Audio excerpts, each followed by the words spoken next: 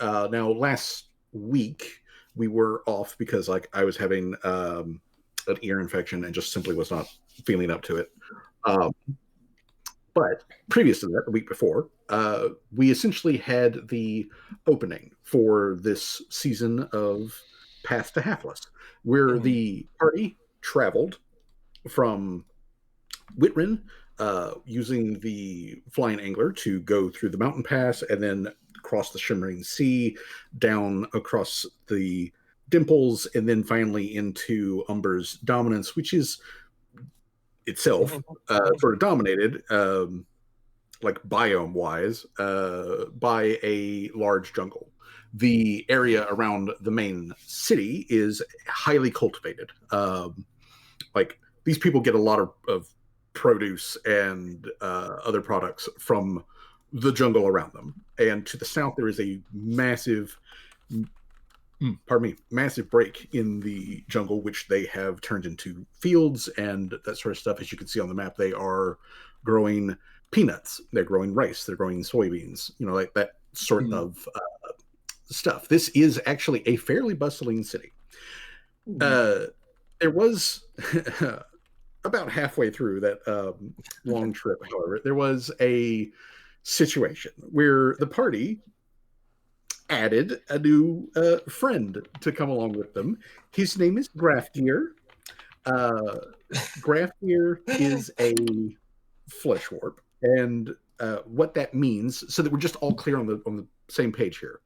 A flesh warp is a person who has been mutated or warped or changed or whatnot in a very physical, sometimes body Irreversible. horror-ish Yeah. way. Yeah, and it is irreversible. Like this goes down to the soul slash DNA slash Ugh. bone.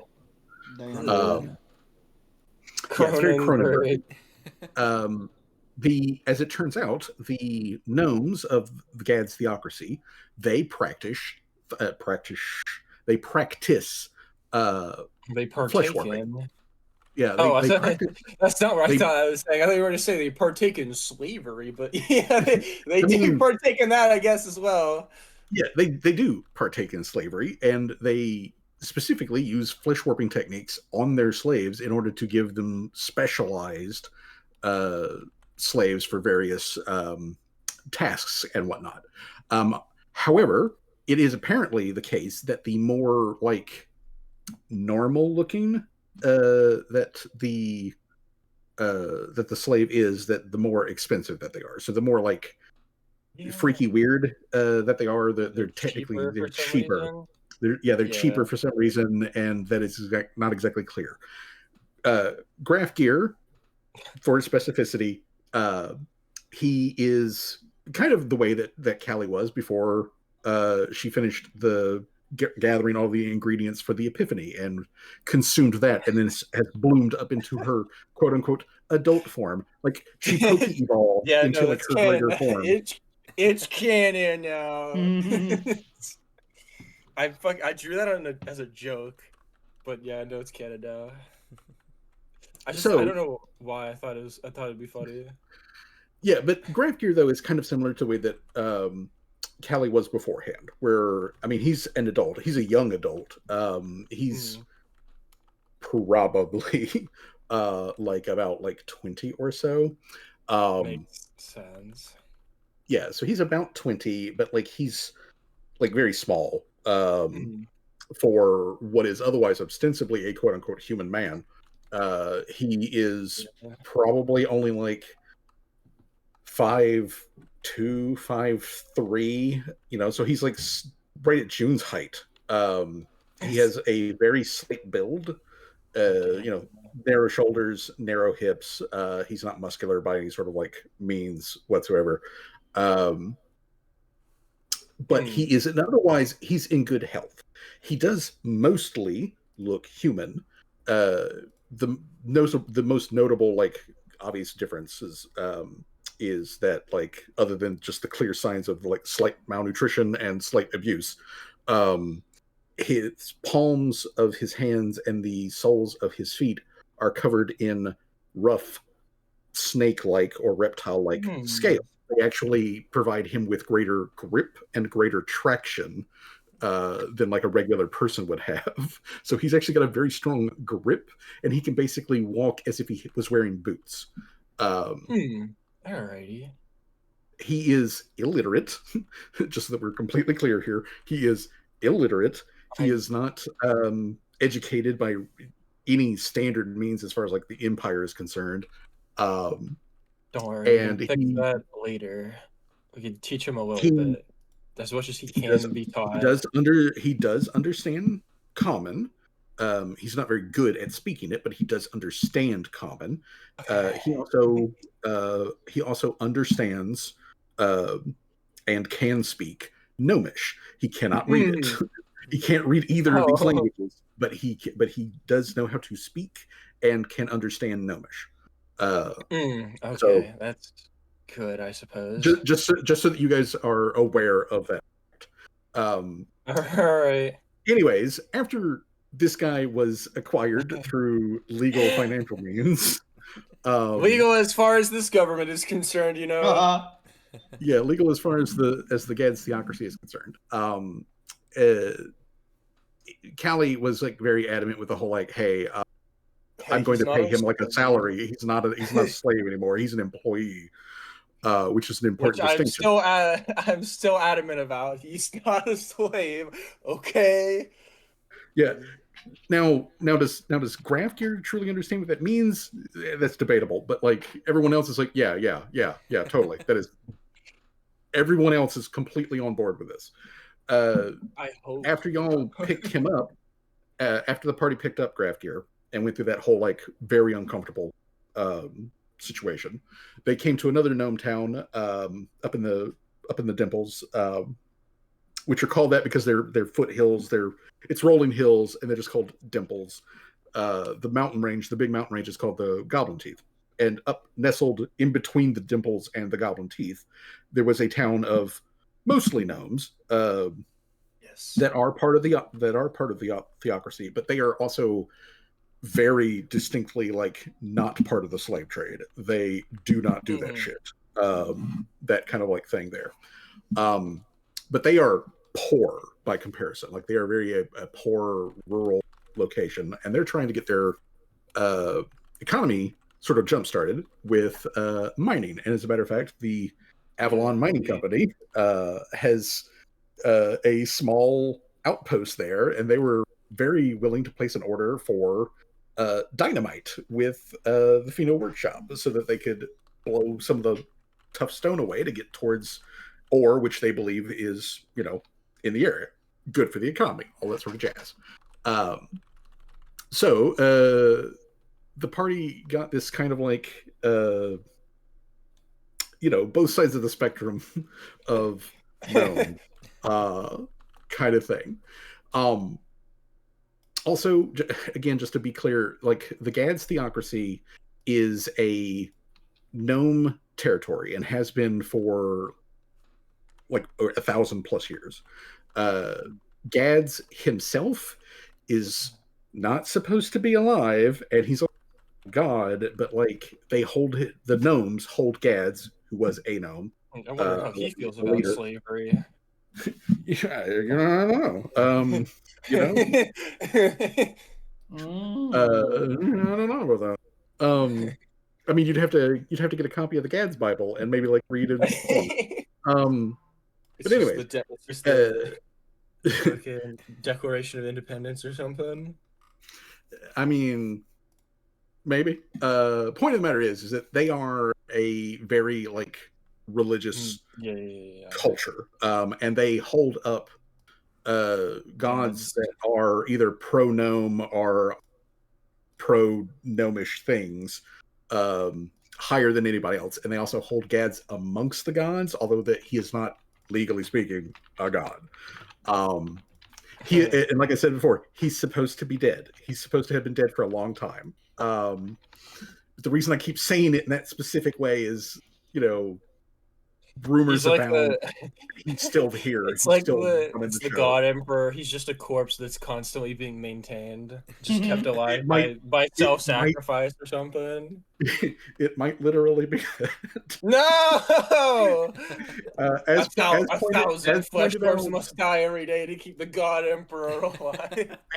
as kind of pointed out, the flesh warps do bear a weird sort of similarity to the Nurglings, That's what from I Warhammer was 40k. saying, bro. Uh, so like maybe they do have a god emperor on a throne somewhere that might be made out of gold or some other. I don't know.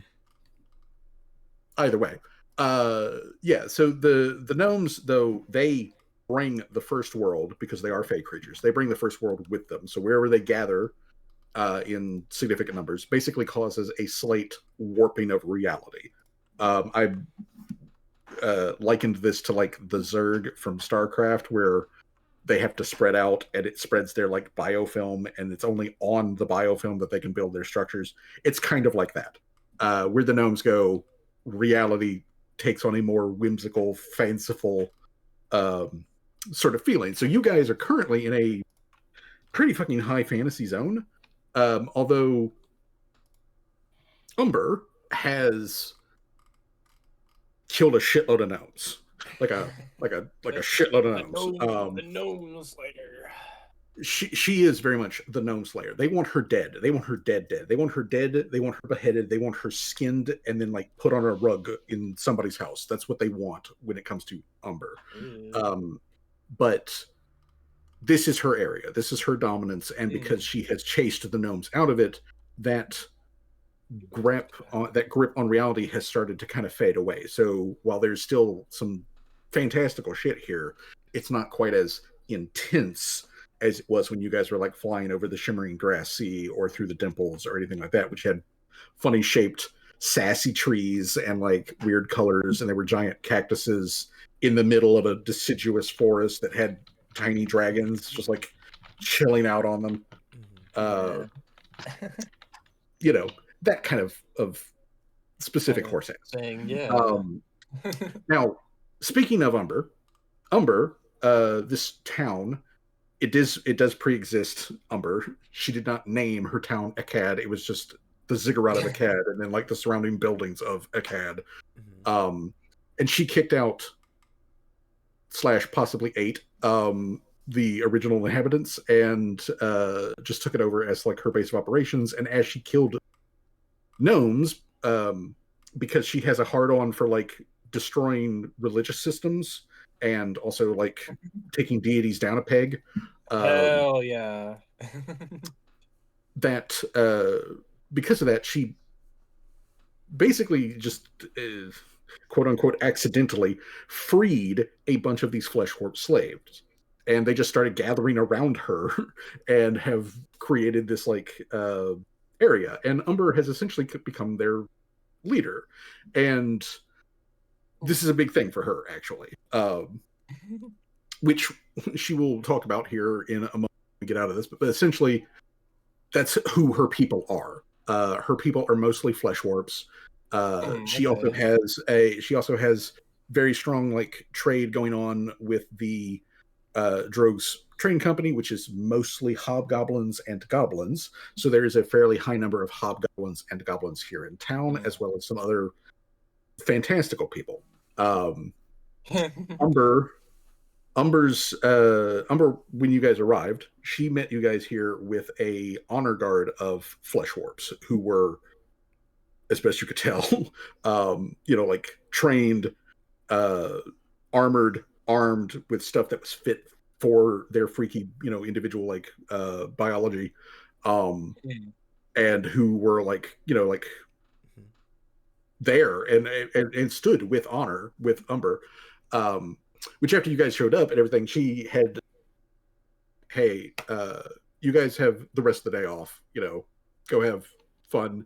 You are required to be back here for when we have the feast tonight, but like until then, I don't need you. Because she's Umber. She's a giant Okay, now deadly fuck snake off. lady. Yeah, she's like, all right, guys, thanks for showing up. Glad you're here, but I don't need you anymore. Now go home. Uh, now go home and fuck your wives. But yeah, so Umber, who was accompanied by a single other normal sized, normal shaped Lamia, uh, and a fox who is clearly not a normal fox because it has multiple tails. Which I listened Yep. to the VOD. I said six tails. It does not have six tails. It has four tails. Oh, Um, four. Okay. yeah, it's four tails, but it is a black and silver colored fox that Black and silver. does not act like an animal. Like, I mean, obviously it looks like an animal. It makes noise, but it does not act like an animal. But it's not magical. It's yeah, it's not magical. That is the other thing. Like at one point, Seamus did a big magic thing, and like the fox, which very visually is not normal, read as completely dead magically speaking. Even as it was like looking back at him with like eyes that knew exactly the fucking spell he just cast. Um, the other thing that is noticeable about the fox, physically speaking, is that its mouth just goes too far back. Like it can unhinge its jaw way more than a fucking normal fox could, and its eyes are also like weirdly sort of like elongated. That gives it like a very squinty anime look, honestly. Squinty-eyed. Yeah, it's like a squinty-eyed fox that's just like way too expressive to be a normal animal, to be a way normal animal. Got it. Anyways, after you guys had shown up, the last thing that sort of happened, and this is kind of important, is on the way in, Rosie turned to the rest of the party and was just like, "Hey, give me a second, trust me on this." And then she faced off with Umber like in the hallway, pulled a weapon and everything, and demanded to know if Umber still recognized like the fire in her eyes and her spirit and independence and all that sort of stuff. And Umber was just like, "Oh, you pulled a weapon on me. I was expecting the gun." And then she unleashed her magical aura thing that turns people to stone, which Rosie was the only one to get hit with, and it rocked Rosie back and forth, but like it didn't turn her to stone. So basically, they just had a like DBZ standoff face down in the hallway, and to which Umber was just like, "Yes, I recognize that fire. I recognize, your spirit, the strength, all of the things that have come together to bring us to this moment." But also, I'm still like serious and hard about this. And so then Rosie, symbolically, but literally, took her blade, chopped off that like braid that she's had this entire time, gave it to Umber, and they apparently had like some sort of, make nice out of all of this and whatnot. And then Umber essentially just waved everyone into the main chamber of the ziggurat, which has a long table set up. There are a couple of servants in there who are very rapidly putting down some stuff because clearly they were expecting you guys to get here a little bit later in the day. But they've basically laid out like some large platters that have like diced bits of fruit and like some like roasted, salted, candied peanuts and other like little bits and pieces. They have nice cold water for everybody to drink, that kind of jazz. So it's just a nice little light charcuterie plate over this big ass table. So as we pick up, Umber leads everyone down into the bottom tier of this big open chamber and goes around to like the head of the table, which her throne, such as it is essentially like a dais platform. There isn't actually a chair there. It's just a pile of pillows and whatnot that the gigantic Lamia can essentially just sort of like lay herself around and on. Which is what chairs would be pretty uncomfortable, I imagine. Yeah, like for Umber, for the other Lamia who is here, like that would be difficult-ish. But they do have regular chairs. They do have regular chairs that regular normal-sized people like you guys can just sit at this table. So Umber takes her position. Waves to the rest of you to settle in. She does specifically like point at Rosie and then like points at a seat that's like right next to her on one side of like this is your seat specifically. But she settles in, and the fox comes up like on the other side of her, like across from Rosie, and takes like a full ass seat by itself. And then the other Lamia just kind of like settles slightly off to the side. Like they don't sit at the table; they're just kind of off a little bit. They have been quiet, and they have been having kind of like a vaguely sour, like grumpy, not happy to be here kind of like a look on their face ever since you guys have shown up. But they haven't said anything or done anything. Maybe Sean, you should ask about that. As of yet, they haven't done anything. But otherwise, everyone settles at the table. Everyone has something to eat and to drink on and all that sort of stuff. And Umber requests, because she isn't actually familiar with everyone who is here, to go around and like give hellos, primarily in the fact that like she does not know who Oda's party is. She doesn't really have very much information on who the fuck is. She's met Gloria in person, but like she doesn't really know any information on Gloria. Gloria doesn't have a paper trail for her to like investigate. But that's the first thing. She wants to get everybody's names and like whatnot. So that is the first thing. But after that, after everyone's given their names, her the other Lamia speaks up and says that their name is Akivi, although you can call them Aki if it's easier for you. But Akivi is their name. And the fox speaks up and speaks with a completely normal, like, humanoid voice, and says that its name is this complicated yipping noise, but then says that you can just call it Shelly. Okay.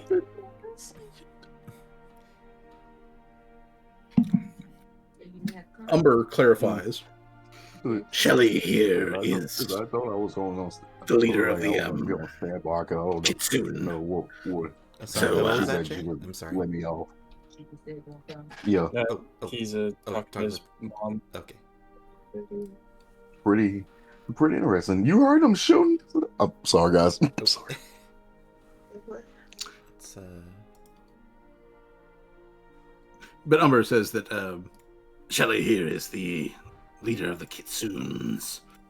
I thought as much. I led a bit of a revolt about 6 or 7 months ago. Freed a large portion of them from the gnomes, and they have migrated here. The Kitsunes were also enslaved by the gnomes? Well, it's a bit more complicated than that. More complicated than that. Okay. I will let Shelley give you the details of it, but the long and short of it essentially is the gnomes did not know that the Kitsune lived amongst them. Amongst the slave population. It is Kitsune tradition to maintain a normal humanoid appearance all of the time.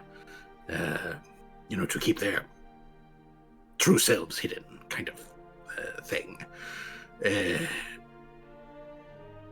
Shelley is a special individual amongst them culturally. That is why she is the leader, in a similar situation to myself.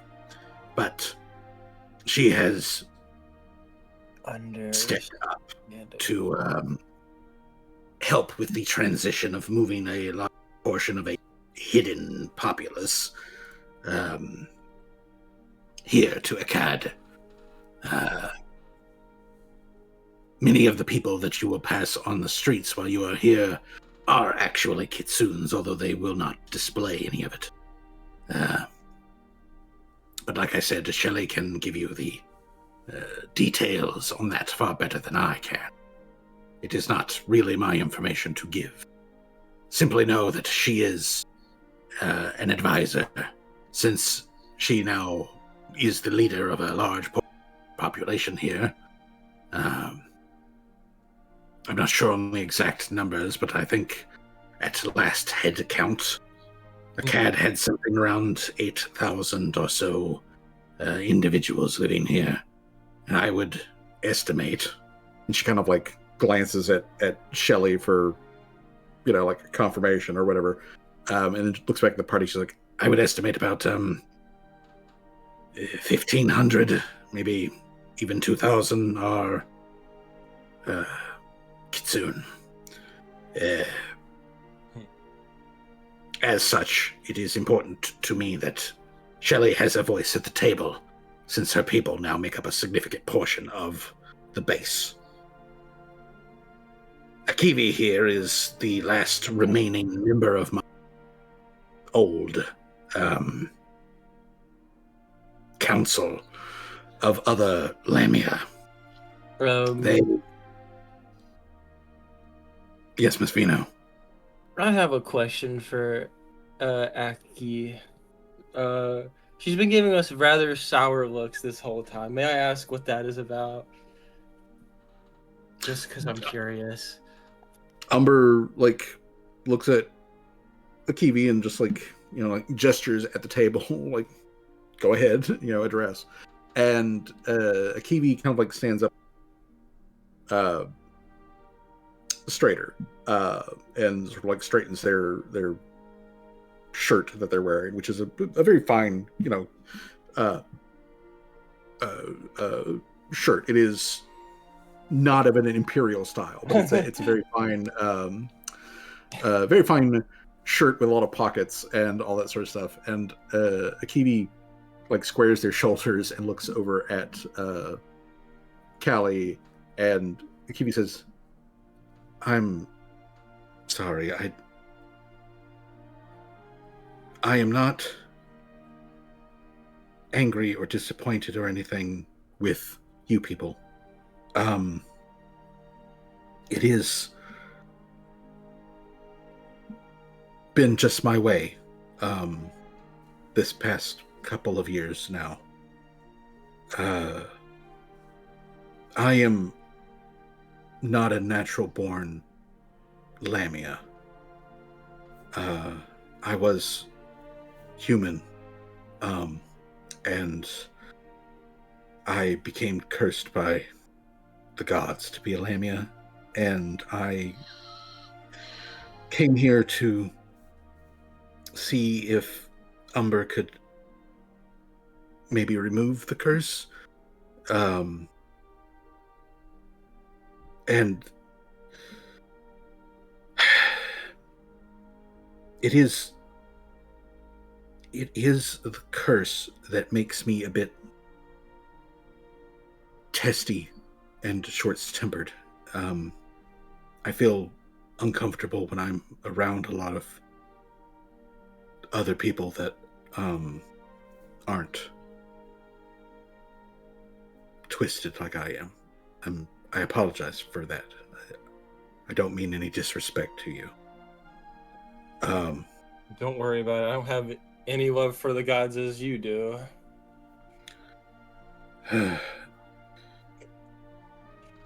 Well, it's...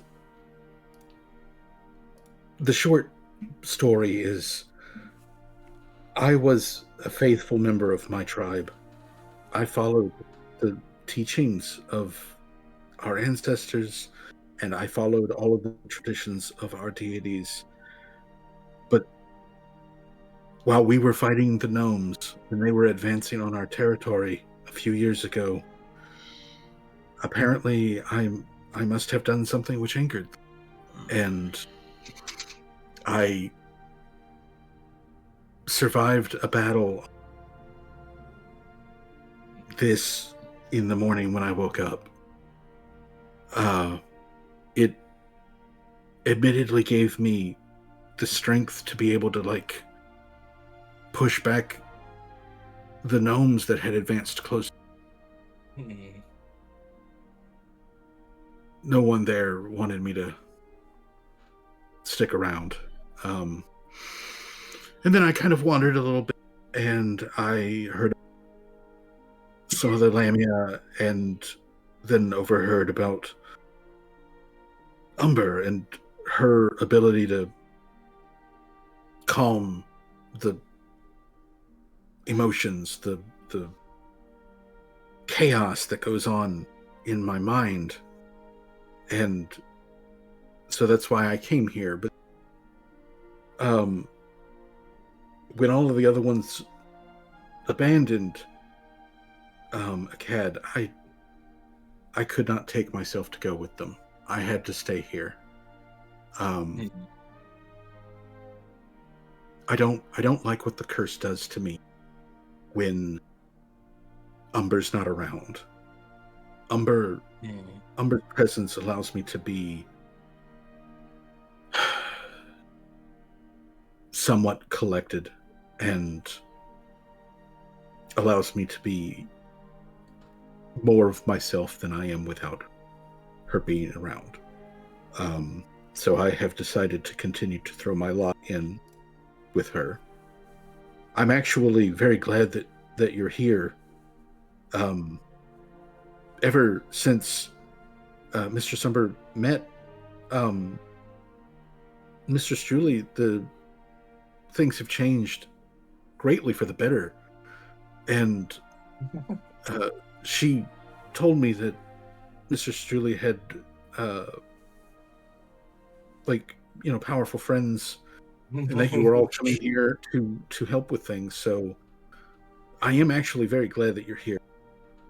I will do my best to look like I'm happy that you're here. No, I get that. The gods have a tendency to abandon you when you need them the most. I've had that firsthand experience. Well, I'm glad that whichever gods it were that abandoned you weren't the kind that like to leave a little curse on their way out the door. It certainly wasn't that I got cursed, but it did certainly feel like it. I honestly do wish that had not happened. Before I got changed like this, I lived in the fullness of faith with my people, and that was a good thing. But after having this change happen to me, I'm finding it very hard to hold up. So if I should insult you or anything while you are here, please understand it. That is the curse speaking. That is not me. But and then they just kind of like stumble over themselves a little bit, and they look back at Umber, and she takes back over the conversation, and she looks at the party and she says, well, that's basic introductions. My previous council of Lamia and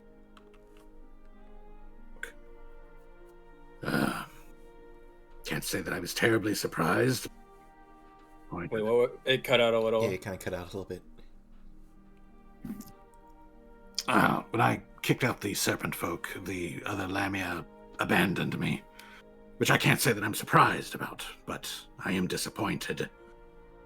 Yeah, we ran into one of them, I think, at one point, another Lamia. They were, like, cursing your name and cursing you, and everything like that, saying you were, like, false this, false that, crazy kinds of things, Look, I have bent over backwards, which is impressive considering my serpentine. To make things better for all Lamia, myself, Akivi, and all of those bitches. But bitches they are. As I have explained sort of off and on, Rosie, for Lamia, we are monsters. There is no getting around that concept. Most of us are natural born, myself included.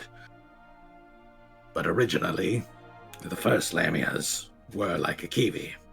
They were cursed by the gods, or by a god. Not really sure who. It's part of what I'm trying to put together is exactly who is responsible for this, so that I know who to focus my wrath on.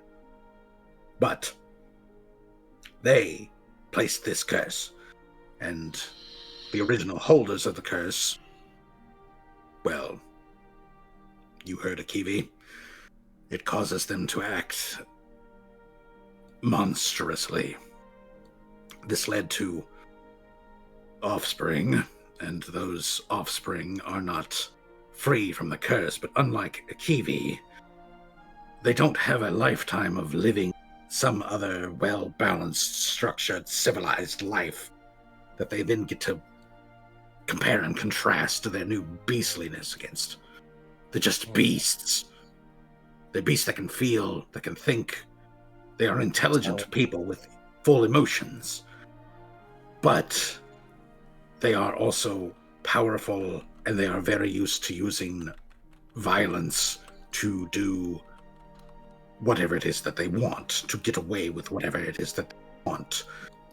So I've had kind of an uphill battle trying to get them to, act like fucking civilized people. I had some progress with it, but if I am being honest, which I am trying to be, it wasn't very much. It was only when I was around and they used my influence and my hospital essentially build up their own little tiny secret kingdoms within my dominance. And their most sycophant worshippers for violence were the serpent folk. When I kicked the serpent folk out for their insolence and shit job that they were doing, all of the other Lamia suddenly, lost access to their most, fervent ass-kissers and decided that they didn't want to stick around anymore. So, most of them have torn off into the wilderness and have vanished with good accord. But occasionally, I am still some problems caused by them. I see. And that is why you want to find a cure for the curse, I imagine? Yes. I want to find a fix for the curse. I'm trying to understand its history, to figure out why it works the way that it does.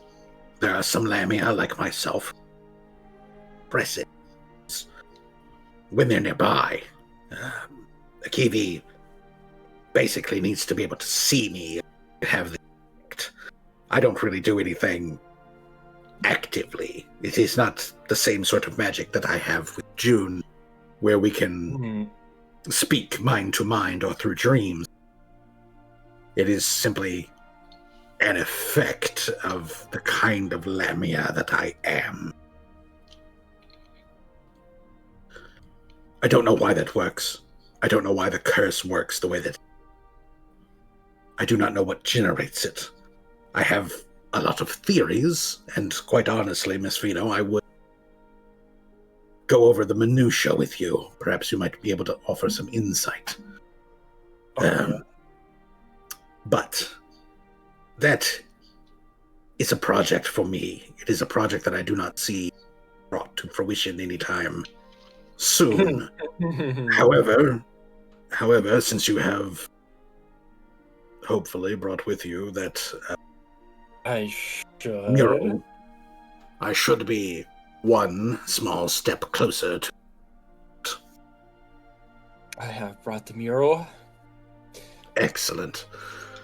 As I told Rosie at the time while you were there, I do plan fully to reimburse you for the work that you have done. I have already made plans to see to it that all of you are given at least a small token of my appreciation for, one, not fucking with my other plans, and two, keeping June relatively safe until she could reach me. I did my best.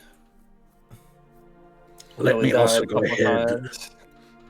I'm gonna keep my mouth shut about all the times Callie's like detonated bombs like right next to me. Just to... I got bored for you. Does that not count, bro? Fucking can't have shit in this goddamn place, bro. Callie did get bored. Callie did get bored. But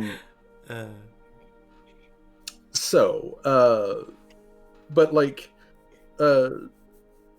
Umber kind of chuckles. And she says that like she wants to also just go ahead and address the mastodon in the room.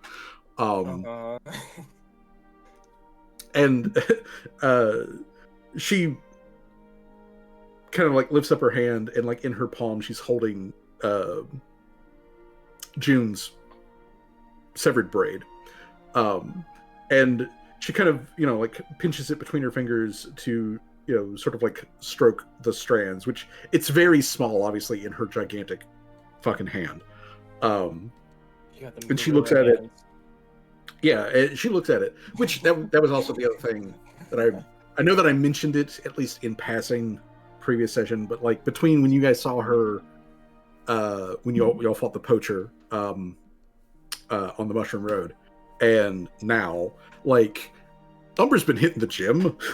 Like, her biceps she got gorilla arms and she has got like massive anchor arms. The dress that she's wearing specifically leaves her arms completely bare, so that like she is just rippling with she is a I don't remember you mentioning this at all, bro. I don't remember you mentioning Umber being ripped at all last session. They did mention the arms. They did mention the arms.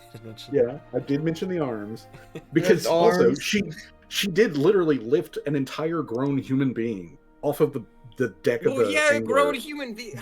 That's the thing though. Grown human being though. That's not like a good like comparison. Like if you're lifting like a fucking like boulder, maybe, but like a human, like dude, I can lift a human being. At some point, Callie will see Umber's like private personal gym, and you will see the boulders that she has been lifting. Do you even lift, bro? The answer is yes when it comes to Umber. This is not casual strength. She has been training. Which, by the way, also just to be clear, when Rosie and Umber had their like little face off in the hallway, I was using Umber's original stats at the time. I had not actually leveled her up as I had intended until later. So technically, like Rosie like barely making her intimidation check at the time wouldn't have made it if she had already been leveled up. But I didn't. But you know what? Hey, whatever. It worked out better. It was nice. It was nicer that way. Like yeah, it was nicer. Not to mention, like you made a 29. That is not scoff at. But either way, yeah, Umber is jacked. Umber is ripped. Her like dress that she is wearing effectively is a tight-fitting like dress that then splits where her hips are essentially, There is a long draping bit that goes down the front and a long draping bit that goes down the back, but it's split on the side. So like, obviously she doesn't have legs, but every time like she sways back and forth as she's like moving along, it's just colossal thigh, like coming out of the dress on either side. Which unlike say Torque's colossal thighs, which are like soft and jiggly, Umber's is just pure muscle. But anywho, Umber addresses the elephant in the room, which is her relationship with Rosie. It's not even it's elephant, man. Hey, she's like just the like, most. so we're all on the same page. It's pretty obvious. We're all on the same page.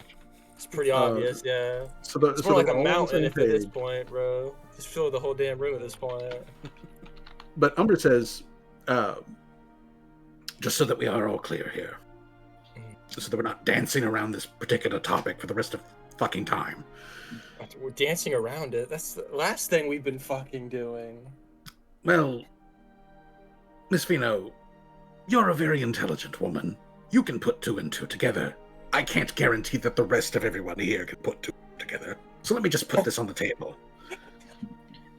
Rosie and I... I can't wish you just said everybody else is stupid. Rosie and I are romantically linked, and this will probably only get stronger. That's definitely my hope. But, again, I want to be very clear. I'm not influencing her in a magical sense. You said this 5 times now. Because it's important. Because it is very, very important. And as she says this, like she thumps her fist down on the table, which rattles this huge table that you guys are sitting at. And I want everybody to make a perception check. Perception check. I need everybody to make a perception check. Cally's inadvertently making fucking Umber's blood pressure rise. Callie the rage baiter. Rage baiter. This snake lady is about to fucking lose it. Oh, wait. Do a perception check, you said? Yes, perception check, please. It's not a very high DC. Dr. Tremors, do you see anything? Well, with a 33, Callie better see it. Oh, he'd be seeing things. Yes. Okay. Let me... Since we're missing Jamal. Tamanthus. Let's see here. Timothy. Let me get Timbo. Timbus. Ooh. Oh damn, bro. Timbo be rocking. He got that fucking robotic eyesight, bro. Hell yeah. You got that Terminator vision. We'll get one for Jamal already. Okay. Doesn't he get 2 because he smell or whatever? I mean, technically, yes. His sense of... I mean, it probably wouldn't be very... Does factor into this, but in this specific situation, wouldn't be. Okay, all right. Okay. Got it. Okay, so the only person who doesn't notice this, and that can because because things. Rosie's the only one who doesn't see this. Well, I mean Jamal. Well, ain't that fucking convenient? But so this big ass room, which makes up the main portion of the interior, it has a tiered ceiling, which matches the tiers on the outside of the ziggurat, and at the very top of it there is a big open it starts coming skylight down. And there is vines and tapestries and all that sort of stuff which are hanging down from that, and down one of the vines you guys you see one of the vines shaking, like something is through the foliage up above, and as Umber thumps the table with I have to keep saying this, some of you might be stupid. It's not even a matter of being stupid. It's just As she like hits that and everything rattles on the table, there is something falls from above and like splashes down into like a pitcher of water that's on the table. There's just a loud whoosh as it like falls in and splooshes out in the middle of the table. Can I grab it? Just, Like, just stick your whole ass hand into the pitcher. Yeah, just grab it. Be like, can you hold that for a minute? And just grab whatever the fuck is in the pitcher. Just grab it. Grab it with my big meaty hands. You grab it with your big meaty hands. And what's in there is a wriggly little animal, and when you pull it out, what you pull out is a gecko, but like mega-sized gecko. And by mega-sized, I mean it's like a immature iguana. It's like the size of an immature iguana, but it's a gecko. Can Umber see this? Oh yeah, Umber looks at it. Callie looks at Umber's like, Ayo, is he with you?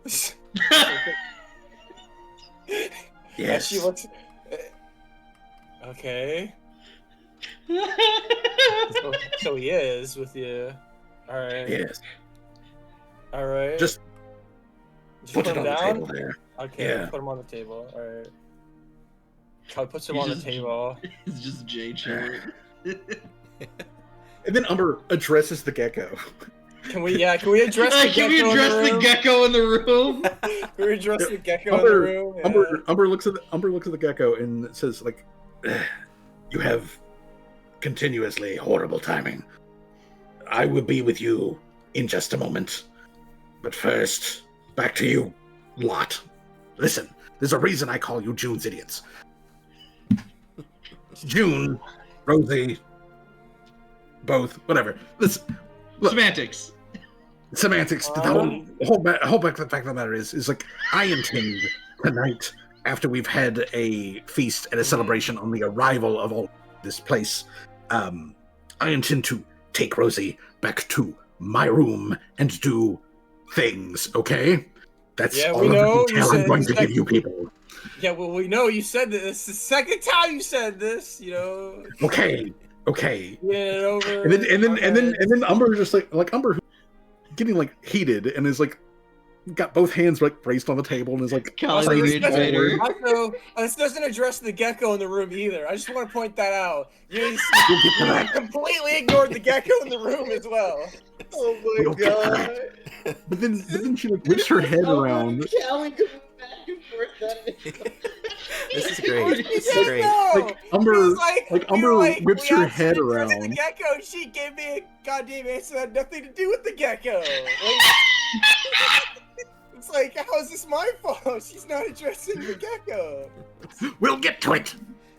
Point is, and like she whips her head around, and like two of her snakes stay focused on Callie, but then the rest of her like turns and looks at Rosie, and she's like, "Can I get a little back up here?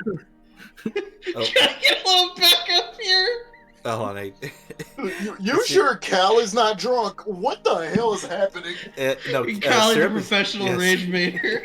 Syrup is drunk. Syrup is drunk. Callie is just kind of like having like a back and forth. It's like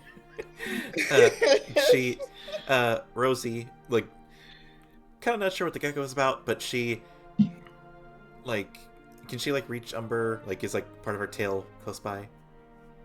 Oh yeah. Like Umber is within like easy hand reach over. All right, she'll like give her like whatever part of her tail, like a gentle lovingly strokes her tail, like a gentle tap or stroke or whatever, and she'll kind of sigh and say, "Don't worry, you'll get used to that with her," and she'll Wait, just, what did you fucking say? She'll clear her throat and say, "What Umber is trying to get across is because I know we all, including myself, got off on not the best of terms." Well, whose goddamn fault was that? Well, it's. I don't remember me cutting off my hair and trying to pull out a fucking weapon, okay? The point being, whatever the very strange circumstances that have led us to this moment, from stumbling into Umber's little escapades underneath the city to here, she just wants to make it crystal clear that there is not any misdirection or malice on the table. The only thing on the table is the food for us, and she's trying her best to make everyone happy, and it's important to her that she gets it across. No, Look. I understand Look. that. Miss Fino. And Umber, like, rubs, like, her temple. Like, she does, like, a little circle. She's, like, rubbing her temple, and she's like, listen, Miss Fino. Previously, I had a council of other Lamias who are catty psychopaths, okay? And even with the effect that I have on them of calming the curse, they are still, and I cannot express this enough, psychopaths. So I have had to put together a call it leadership profile of throwing my weight around and being very direct. So I am a bit unpracticed at being a more diplomatic communicator, and I apologize for that. Callie straightens up a bit and is like, no, as much trouble I give you, I do appreciate it. I'm just weary. You know how it is. I've been screwed over one too many times by people pretending to be other people or preaching about one thing or the other. I do appreciate that you are taking the liberty to try and, get it across that you are not you don't have any malice intent. Thank you. I do appreciate it. That you're willing to put up with my rougher edges until I can figure this shit out. But really, the whole thing that I'm just trying to get across here is that there is mutual consent, mutual attraction between Rosie and myself. That aside, let us now actually literally address. So, did you find anything? Like, she looks at the gecko, she's like, so, did you find anything? And the gecko rises up on its hind legs and, like, shakes its head in a very, like, not animal way. And it like pulls itself out of like Callie's hand. It's not in my hand anymore. I placed it on the table. Oh yeah. It's basically it just skitters across the table over to like a seat, and when it gets there, it just gets bigger and bigger in the seat until it is basically human-sized, and then it begins to morph into a person. And after a couple of seconds, what is sitting there is strangely enough, what looks to be an Azurketi woman. She has very long pink hair. She has a nice little blunt like fin coming out the top of her head. She's like the ear fins going on. Her eyes are enormous, and her mouth, which seems to be like broken up into a permanent sort of like grin, has she is giving Callie's she will give Callie's shark teeth envy with the amount of shark teeth she's got going on. And she is covered in glowing spots. with like actual bioluminescence. But she kind of like settles in and like opens her mouth like she's going to like say something, and looks down at herself and is like, "Oh, hold on," and then like you see her like think for a moment, and like she kind of like flexes, and then suddenly she has clothing on. It just like pops into existence. So you're telling me she was naked for a second? Yeah, so for a second, you just see her from like belly button up, where she's naked, and then she is wearing clothes. She's like, "Sorry about that. Hello, how are you doing?"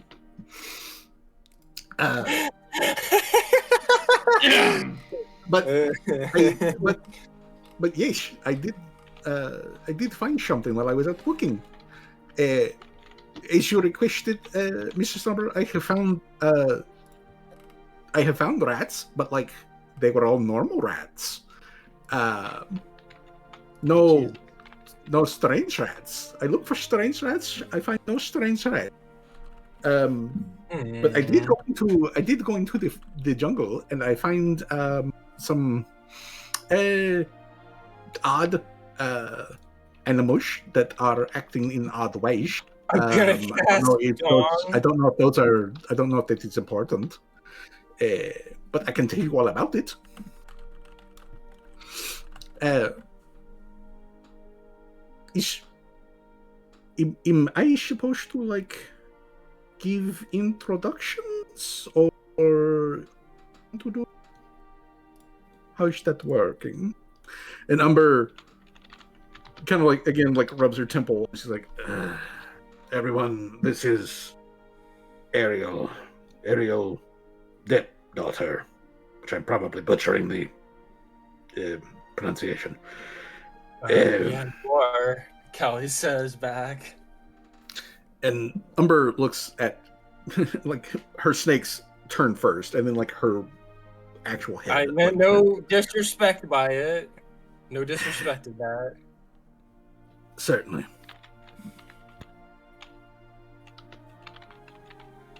Azurketi, the language, not that easy, I say, for non-Azurketi.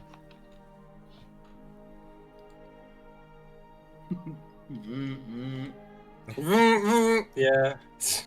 Somebody getting a text, bro. Sorry about that. Tell your mom said hi. I'm gonna. She needed some Benadryl. Some Benadryl. She needed some Benadryl. She's laying down.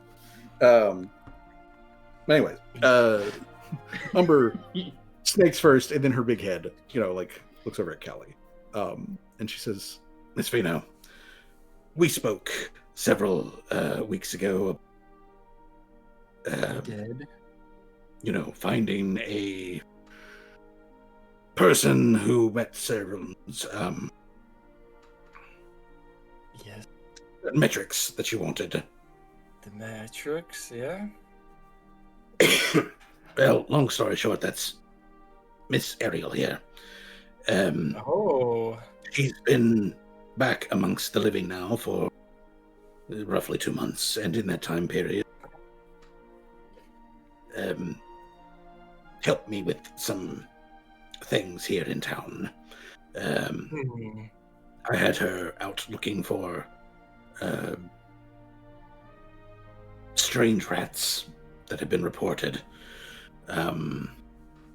Since she has, as you can see, the ability to take animal shape, communicate with said animals. Shapeshifter, you say? Yes. Well, that's a development. Point is, Ariel here has been actually quite helpful in a few of my efforts to keep a handle on what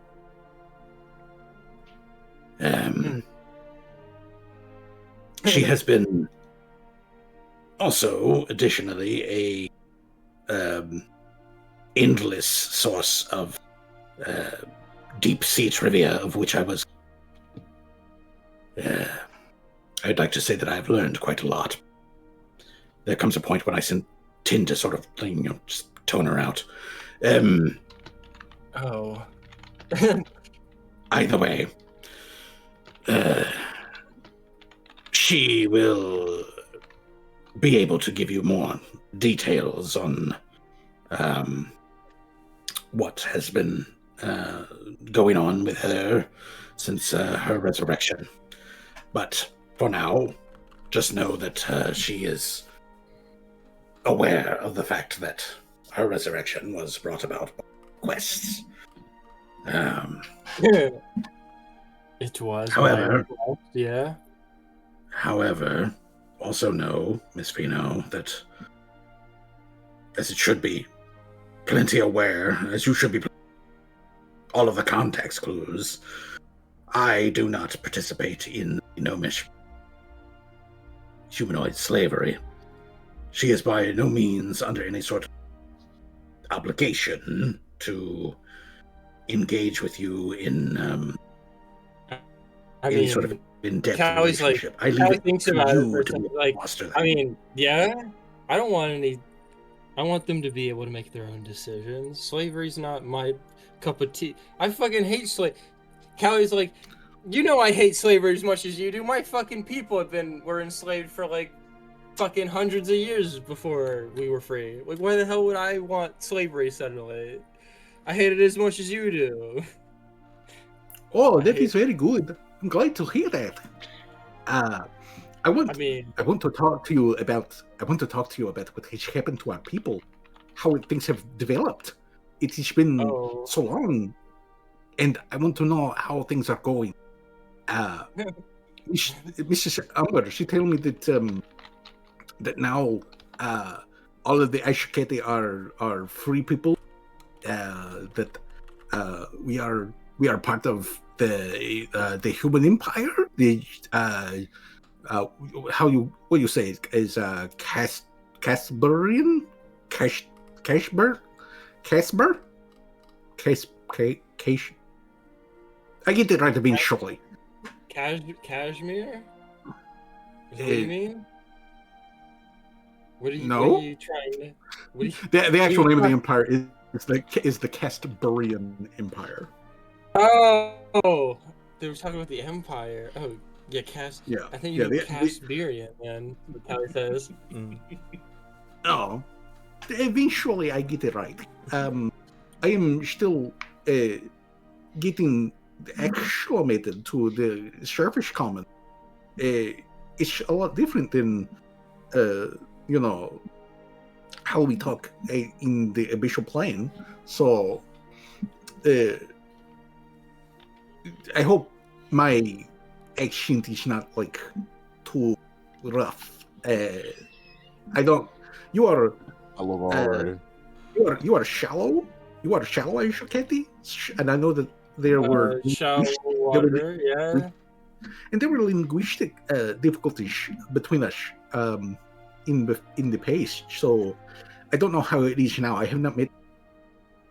You are the first educated I see. You and that guy over there with the robot arm. Oh yeah, that's my brother.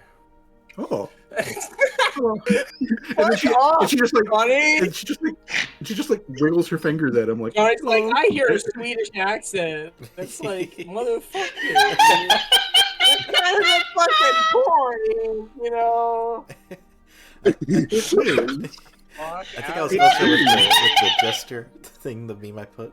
Sorry. Jesus Christ, bro! I can't have a fucking. Just wait until you ask her what her opinions are on gold. No. What she said that we're going to ascertain you've seen. Well, a lot has happened since. Wait. Callie like thinks about it for a second. Exactly when did you die? Because then that will help me and to explain exactly what you've missed, right? When did you die? Oh, I passed away when there was I do not know details, but I have acquired a book that have some of the history in it, and it say that the Empire they develop powerful explosives in barrels, and they drop these barrels into the ocean, and they bomb the Depth Veilmaster's charges. locations. Yes, the depth charges, and these depth charges they come down and they cause amazing levels of carnage, and I was Do you remember? I was Do you remember what well, time it was? What time period? What year it was when you like? What year it was before the depth charges?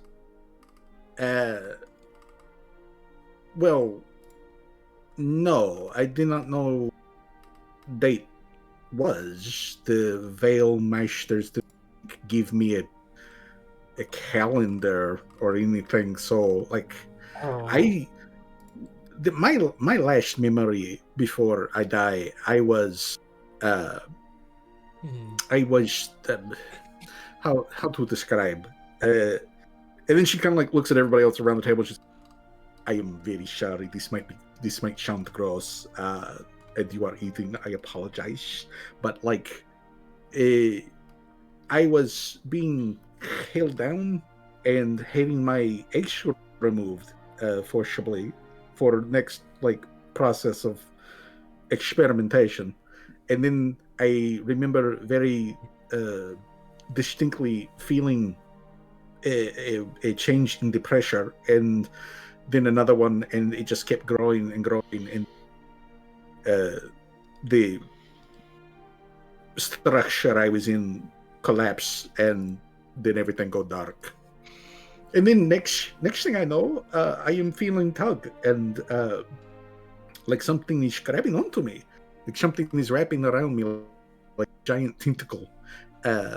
Because at time I did not know what concept of snake was, and then I rise to surface, and I see the surface for the first time, and I come out of yellow goop, and that's just when I meet Mistress Umber, and she tells me that I am alive again, and I am free, and what's not. So, I be having a good time since then. It's best I can do to like help Mistress Umber with her little like tasks. None of these tasks are difficult. Well, it was my suggestion to bring it back, so I guess that makes sense. For context, so that everybody knows, the actual bombing runs happened over 200 years ago. Like, I Damn. figured they did. Yeah, it's been a long time. Howie kind of like figures.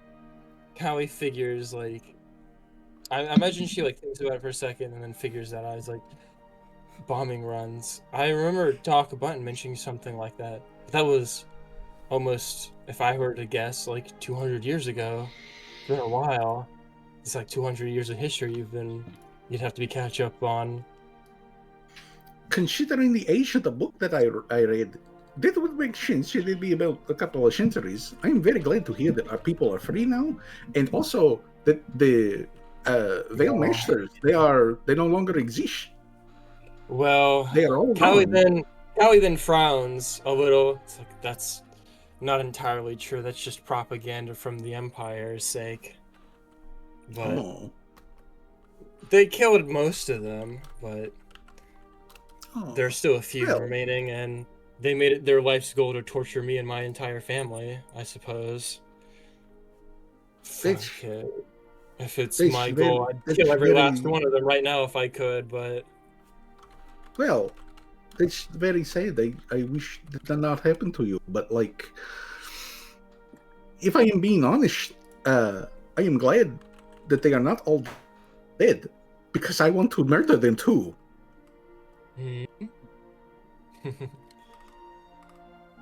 They do things to me these people who live here, they are called Fleshwarp. I am like them. Was not Gnome that do this to me. It was the Veil Masters. They do this to me. They make me into a creature like this. And as she's like sits back, like rise up and like slap down on the table and like grab like a piece of fruit and pulls it like over to her mouth or whatever. And she's like, I did not have this before, but they did this to me. It's for some great project. And that great project. Kind of project. They were doing experiment to figure out how to make, how to remove last bit of humanity from us, to make us shapeable, to make us like clay, so that they could make perfect weapon. Allie looks at Rusi and is like, I think me and him have all a bit of experience with something such as that. Oh, I mean, this is disappointing to hear. This project that you speak of sounds a lot like something that is honestly ruined my entire life. Really, it is sad as that is to say, but that is how that ended up. As each day, It killed my parents and left my brother to be on ice for 11 years. that is terrible. I never knew my parents. My parents were part of the project like I was. And like I say, last thing they were doing was harvesting eggs. If bombing had not happened, those eggs would have been used for making, next generation of Ashaketi like me that can do, can control the shaping. From what I've seen or what I've heard, they use Azraketi like you to infiltrate the communities that we've set up now. They're almost indistinguishable from regular Azraketi. Actually, hold on. Let me... Actually, wait, no. Mr. Service isn't around. Ignore that part. I could... It's a shame, really. But I do intend to end the last Veiled Masters, if possible. Damn. Not a single serious damn moment for me, yeah. I guess. Let's tone down the memes.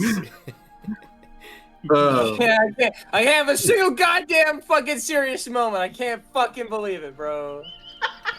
It's always got to be funny joke.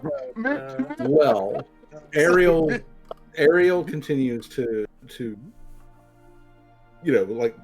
she is very sad, honestly, that this has happened to Callie and to Rusi and to like all of these other like Azraketi communities, and she tells Callie that she is like, she never wanted, to be a part of this like project or anything like that. It was never her choice to begin with. Again, a lot like the flesh warps that Umber has helped. She was essentially part of a slave breeding thing, and and as she mentioned, she had her breeding bits forcibly harvested. Do that, like she wasn't even like participating in the actual breeding bit. She was just a genetic incubator for the next stage kind of thing. But she also does but she also does say that she would very much like to talk to Callie about like Azucati history in the time that she's missed.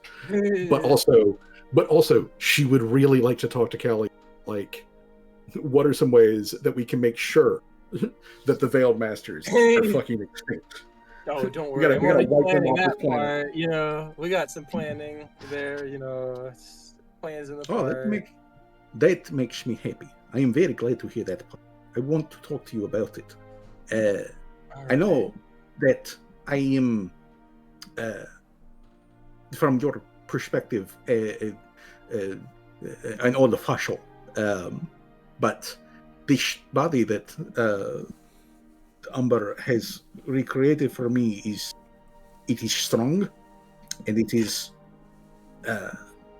capable, and I would very much like to use it to make this world better for all Azucati, and then everybody, because like the Veil Masters, they are terrible creatures. They do not deserve to live. They do not deserve to have another generation to pass down to. They deserve to be buried and forgotten. Forgotten, yeah. But I am glad to finally meet other Azucati. Oh yeah. I It's been a while. This place doesn't. They say they don't have really much Azucati here, from what I've been told, at least. They got no, Merfolk. I have been told there is. Yes, I have been told there is relation of merfolk that live in deep lake. Not well, I say not far, but is. I fly over there one day, and I go and I meet people there. They are very very similar to Azucati, but they are not Azucati, and their culture is different from us. They are not, in my limited interaction with them, they do not seem bad people, but they do have relation with other people who are bad, surface people who are bad.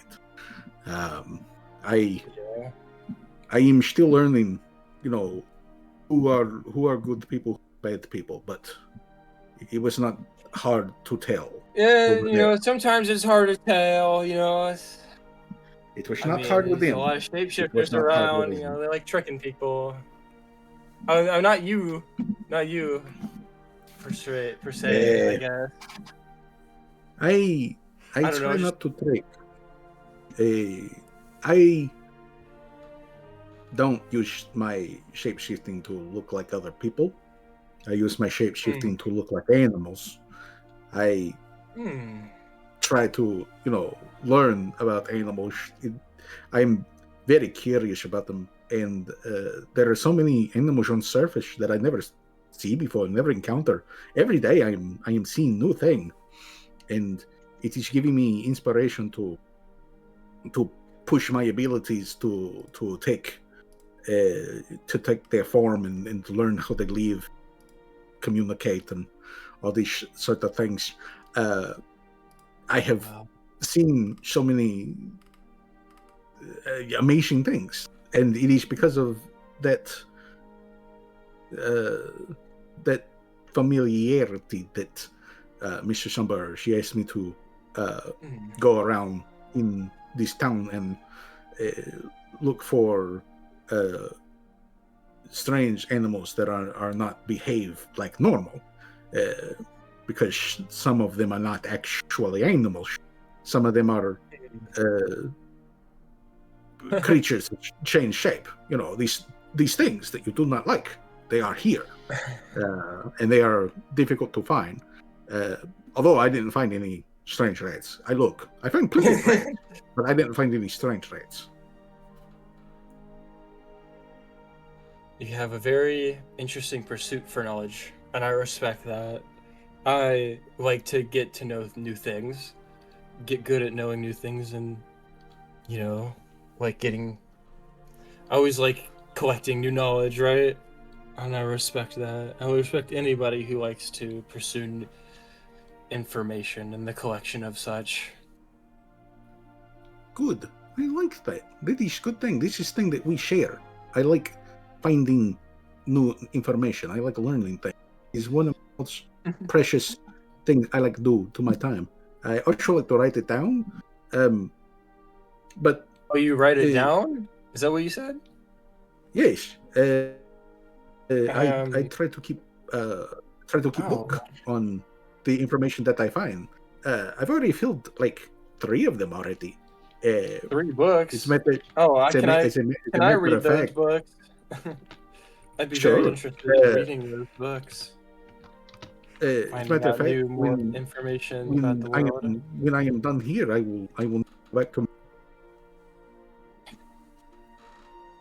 continue to fill out that particular section.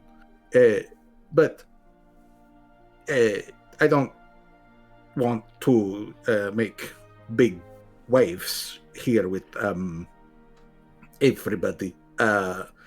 I know Mr. Sunbolt, she tell me that like she very look forward to all of you come to this place. Although she say that she look forward to one person specifically. Yeah, she mentions that a lot. It's, let's not worry about that too much. She said it like 5 times now, I think. But this is the 6th time I've heard this, honestly, in this place. She was very insistent that it was like, yeah, I'm almost secondary to that cause, but it's. It do make me wonder why she keep bringing it up. Either maybe there was time when conscience was not clear, but whatever. I don't want to put the words in Mish's mouth. She can do that herself. Probably best not to do that. Which Umber through this whole thing, she's been like, just kind of quietly letting as it's getting like chat back and forth. She's been occasionally like taking little bits of fruit and like popping it in her mouth and just kind of like munching and whatever. But when the conversation otherwise hits like she does glance at Ariel and she again thanks Ariel for looking around, and she would also enjoy seeing a like written report from her later, even though the Ariel rats, any strange rats, she would like to know what Ariel did find. Especially since she did mention something out in the jungle. But with Ariel's introduction kind of out of the way, Umber again sort of addresses the room and she says, "So, now that that is done, generally speaking, I am planning tonight a feast for all of us to again celebrate your arrival here. I want all of my people to know that you are here and that you are here as allies. I do have something specific that I would like you to address, but I figure we can go about this 2 ways. We can either go over that now, there's no reason that we cannot, or we can wait until tomorrow after the feast. I know that you've spent a lot of time traveling. Your flying vessel is very interesting, but I can't say that with all of you it can have that much comfort. So if you all want to rest, that is perfectly fine by me. I can show you a location where you can all rest, have some privacy, clean yourselves up, all of that sort of thing. So, what would you rather do? Would you rather address business now? Or...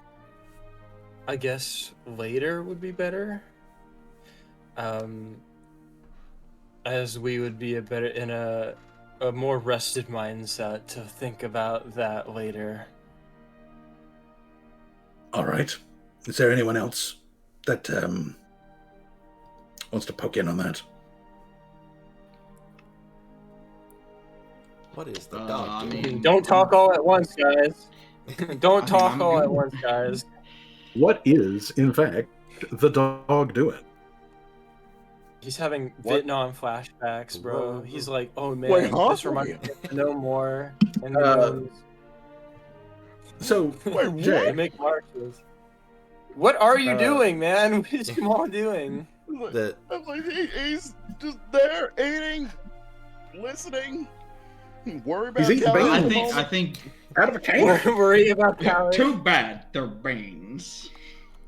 I think But personally for Seamus, it's been a long they're day. He scorpions. could use a bite. All Bite right. to eat or like a bite, the other thing. It's like food. He can go for some dinner. Yeah, thank you All for right. answering me immediately.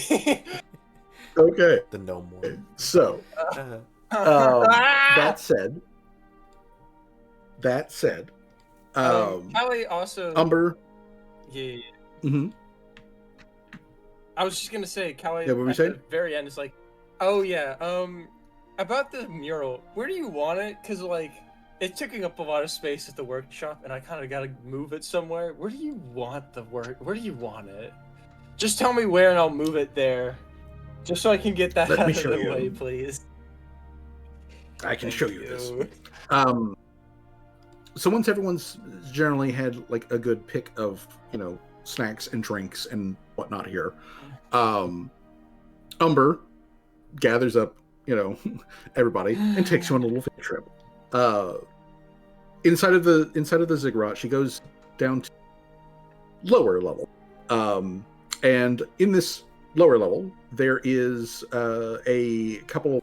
Basically, it's like a long hallway with a couple of little branch rooms that go over. There is lanterns which are turned like a low setting down for those of you without dark vision or low light vision. It's a bit dim, but like easy enough to navigate. But she leads everybody down, and in one of these sides, there is just like a shitload of Lamia-related artwork and sculptures, which are actually sculptures. The various stone statues that you guys seen. Clearly, Umber's handiwork, and whatnot. And off of this chamber, which this is where specifically she's been collecting stuff about the Lamia history and curse, and she's like, you can bring this here. You just bring it in here. Stack it all up. I'll put it up on a wall. But she also points out that down here, in this under section, there is this other room that she has, and she shows this to the party, and this is the resurrection chamber. The resurrection, the way that this works, she explains this, is Umber, through violent means in the past, acquired some magical books and learned some powerful rituals. And amongst the things that she learned a way to basically kind of filter through souls that have not been processed by Pharasma. So once you get judged by Pharasma, you go on to whatever is the afterlife that you're supposed to go on to. But if you're in queue to be judged by Pharasma, or if you've somehow gotten out of line and you're just kind of sitting off to the side for whatever particular reason, basically Umber has an ability to index all of those souls, and then she can filter for various things to find individuals. And what she has done is she has offered service to specific people, as a way of making quite a shitload of money. Which is like, hey, are you rich and powerful and, don't want to like deal with whatever is waiting for you in the afterlife? Well, then she can essentially find your soul, and then she can create a stone copy of you that is a perfect exact replica, turn that stone statue into a corpse, and then resurrect your soul in that corpse. So How even he if you get completely looks at atomized, Ariel and is like, take you back. can you like transform into anything? Or is it like limited? Hey, what do you mean? Like Any animal. That's what I mean. Like any animal that you've seen before. That's kind of what I'm getting at. Well, yes, it does need to be animal. Some interaction with. I have to have seen it.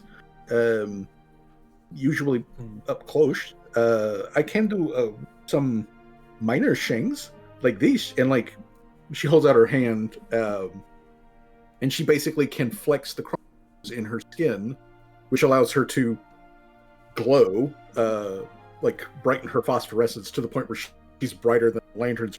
But she can also like change the pattern. She can change the color. She can change the texture on it. She can even squat herself down and make herself look a little bit thicker, make herself a little bit taller, thinner. That kind of thing. She is extraordinarily flexible, kind of like thing.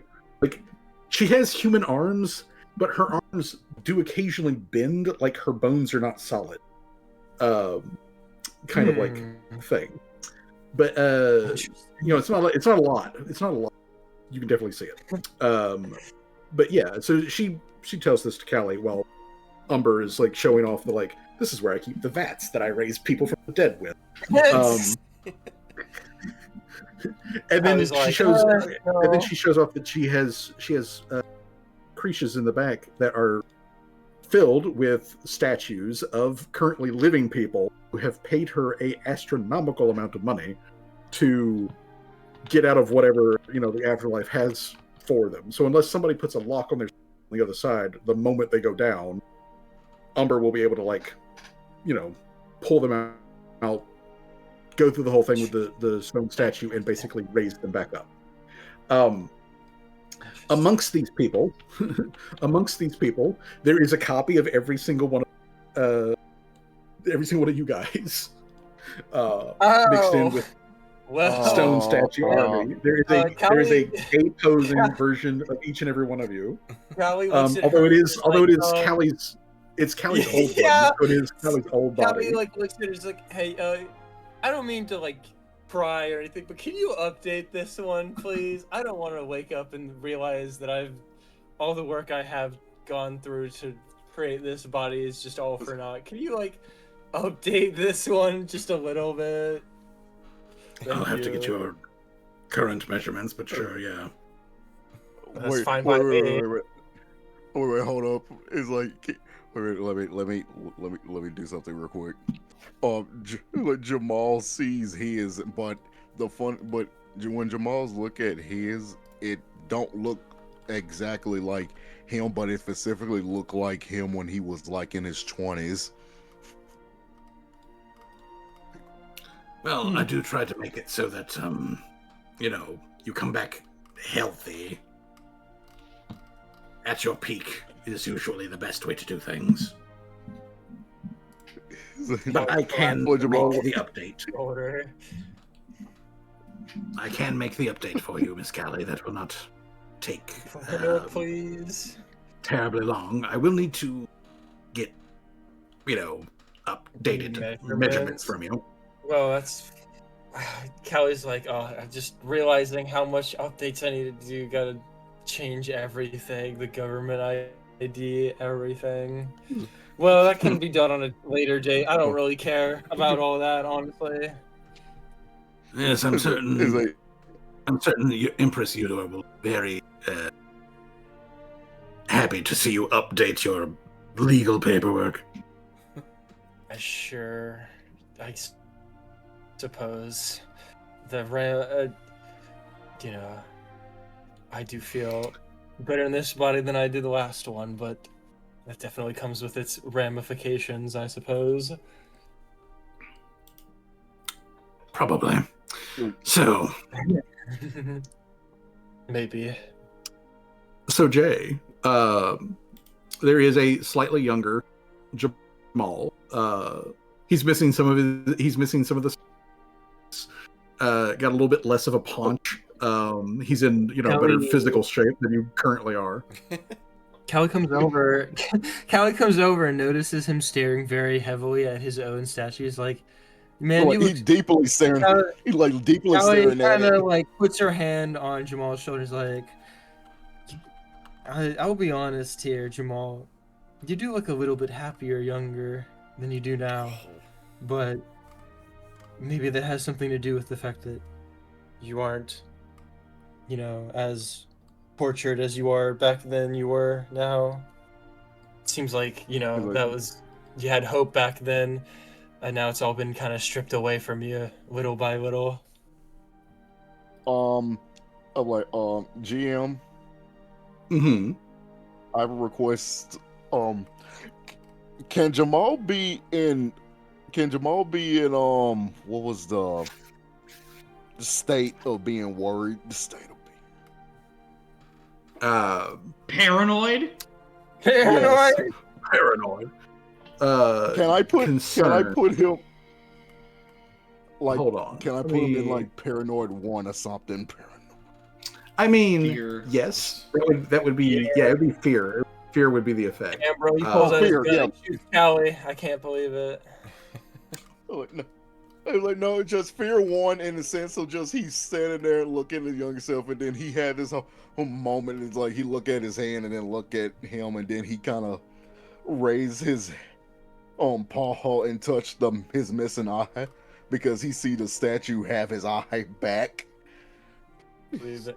Callie then says, after all she said, though I very much appreciate the version of you that exists currently. Because without all that experience, without all that understanding, all that wisdom you've gone through, maybe you wouldn't be as wise as you are now. Well, thank you, Miss Callie. I appreciate it. You can drop the miss, just call me Callie or Miss Fino if you're gonna add the miss, do Fino. But if you're just gonna, be casual about it, just call me Callie, because then it's weird if you call me Miss Callie. It's like Alien, right? We've been fucking killing people. We've been nearly dying. You can just call me Callie. If that's what you want me to do, then I'll just call you Callie. Fair enough. But I do appreciate your words of encouragement, but sometimes I just have to reflect what I've been through. And again, I'm still quite happy that I met y'all. And I know we've been through a lot now, but just looking at this, I feel like, should I be worried? She have replicas of us? Maybe. But that don't really worry me at the moment. I just kind of more shocked the fact that she managed to make a younger me like almost perfectly. Hey, I've seen the photographs of all of those veterans they sent to the war. They all looked young, aspirational. Yep. And a lot of them didn't come back, right? I imagine. That's how a lot of war is. You always fight with, a generation of children that you gave birth to, and then, some of them never come back. That's the price of war, isn't it? Oh yeah, and Also, I don't think nobody don't need a perception check, but I'm pretty sure they know. You know, so since Jamal looking at the thing and like he's seen a reflection, or specifically like like a memory. He's like seeing a core memory that just been realized. Like because that moment that Amber specifically made of him is almost the moment the day that he was his life was about to change. Like when he was shipping out and they took photos of all of the like soldiers or whatever, like last minute soldier photos. Yeah, but I'm pretty sure when he got recruited back, there was the month. What would it be, the month, Fuzzy? The month that they got ambushed and he missed. He got his eye missing. Got his eye. Yeah.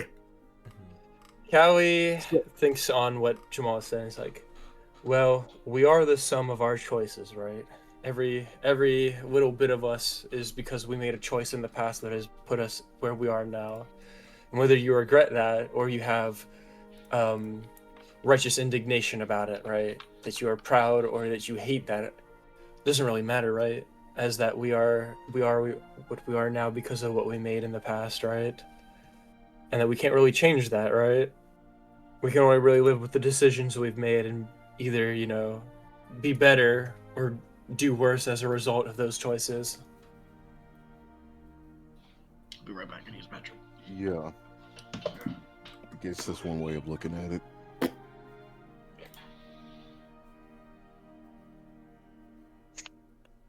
Though I say I do prefer the eye patch, honestly. There's something about it, Callie says, that makes you look a bit stronger and more tough, I suppose. Jamal mildly chuckles at a statement. Like, well, I just been told. Lot. Ever thought about getting a cybernetic for it? Jamal had a moment and just look at Kathy like, what, you mean like? Yeah, those exist. Like yeah, you can get replacement. I mean, I could do it for you if you want. It won't be that much. Well, maybe, but you know, it still wouldn't be that much. I'd do it because you're my friend. I'm like, honestly, Miss Galley, I might actually take your word on that. I mean, Callie, I'll take your word on that. Because, honestly, I never was a person for cybernetics or anything of that magical doohickey, because I just try to keep as much as I have possible what I am. And honestly, look back at the statue since that day, I kind of just try to preserve as much as I have left. But what the hell? I'm not getting any younger. I'll probably take your word on it. I'm not getting it. I mean, at the worst, you will probably die of old age, and then you'll get resurrected in this newer body. So you got that covered at least. I mean, look at all the trouble I had to go through for this body. That's not a lot of work, man. But yeah, if you wish for a cybernetic eye, I can do that for you. So that you can view the world a little bit better, I suppose. But you've probably gotten used to that one eye, I suppose. Jamal having depth perception. More than anything. I mean, it seems likely, honestly. It's like, well, when we get back home, I'll cuff up on your offer. Deal? And he raises his hands out. Deal. You old kook, she says. Lovingly. Parentheses, lovingly. Jamal jokingly said, watch it now. I still got moves. Watch. Oh, I imagine. I've seen those old battlegrounds. I imagine you're capable of deadly things, I suppose. The statues that I have made here are based off of a combination of things, really. Mostly publicly available information. The Empire is many things which I disagree with, but it makes some of this stuff really easy to look up. And of course, I've been, occasionally looking at June's memories of you to get more of a personal feel for how you are. If any of you would like alterations to your copies here, just simply let me know, and I can see about getting that taken care of for you. Now, outside of all of this, the next thing that is most important is I show you where you'll all sleep. Except for you. When she looks at Rosie and she's like, except for you. You're sleeping somewhere else. But then she leads the party actually out of the ziggurat and over to another building, which is still within this same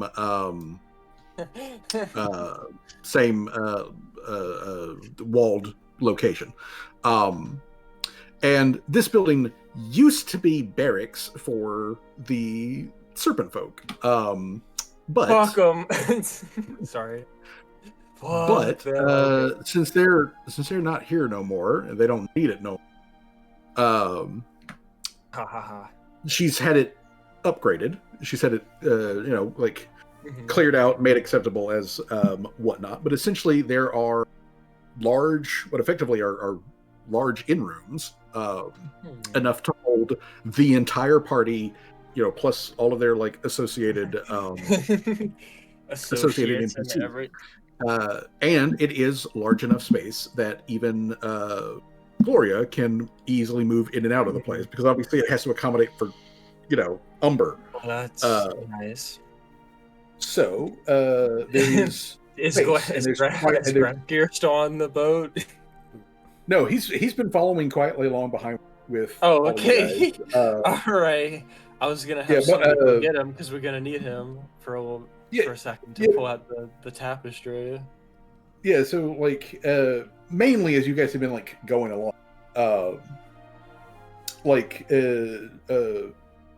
Torque and Boer have essentially been keeping a hand on his shoulder and just sort of guiding him along, and he's just been staring in open-eyed wonder at everything. And he was even fumbling over himself when he was actually given a plate of food. And Callie so he's still really rocking from this wole thing. Freedom. What do you mean I get to choose which food I get to eat? That's never happened in my entire life. Callie off to the side to Umber is do you have any nice clothes for my associate here? And she points at Grafker. He hasn't had a nice thing to wear, I think, in his entire life of existing. And I think it would be special if we were to give him something nice to wear, because I think he'd really appreciate, I can get something for him. Alrighty. He's not too terribly much bigger than June. I can probably. No, he's a little shorter, but I think it'd be fine. Well, either way, we can get him something, and for now, he has a place where he can rest comfortably. Now, we've got a little while before it is time for having a feast. So, I will leave this to all of you to get yourselves settled, take care of whatever it is you need to take care of. And she points out, over here there is a bathroom. They have this place has running water, hot and cold plumbing and all of that sort of shit. So she points out all of this, to the party so that they can unpack. They can, have a place to rest and all that sort of stuff. She tells Callie that if she can handle unpacking the bits and pieces of the mural, No, don't worry and about that. and have that Shit. under chamber in the ziggurat. She'll take it from there. She just needs to have all placed down there. No, I can do that.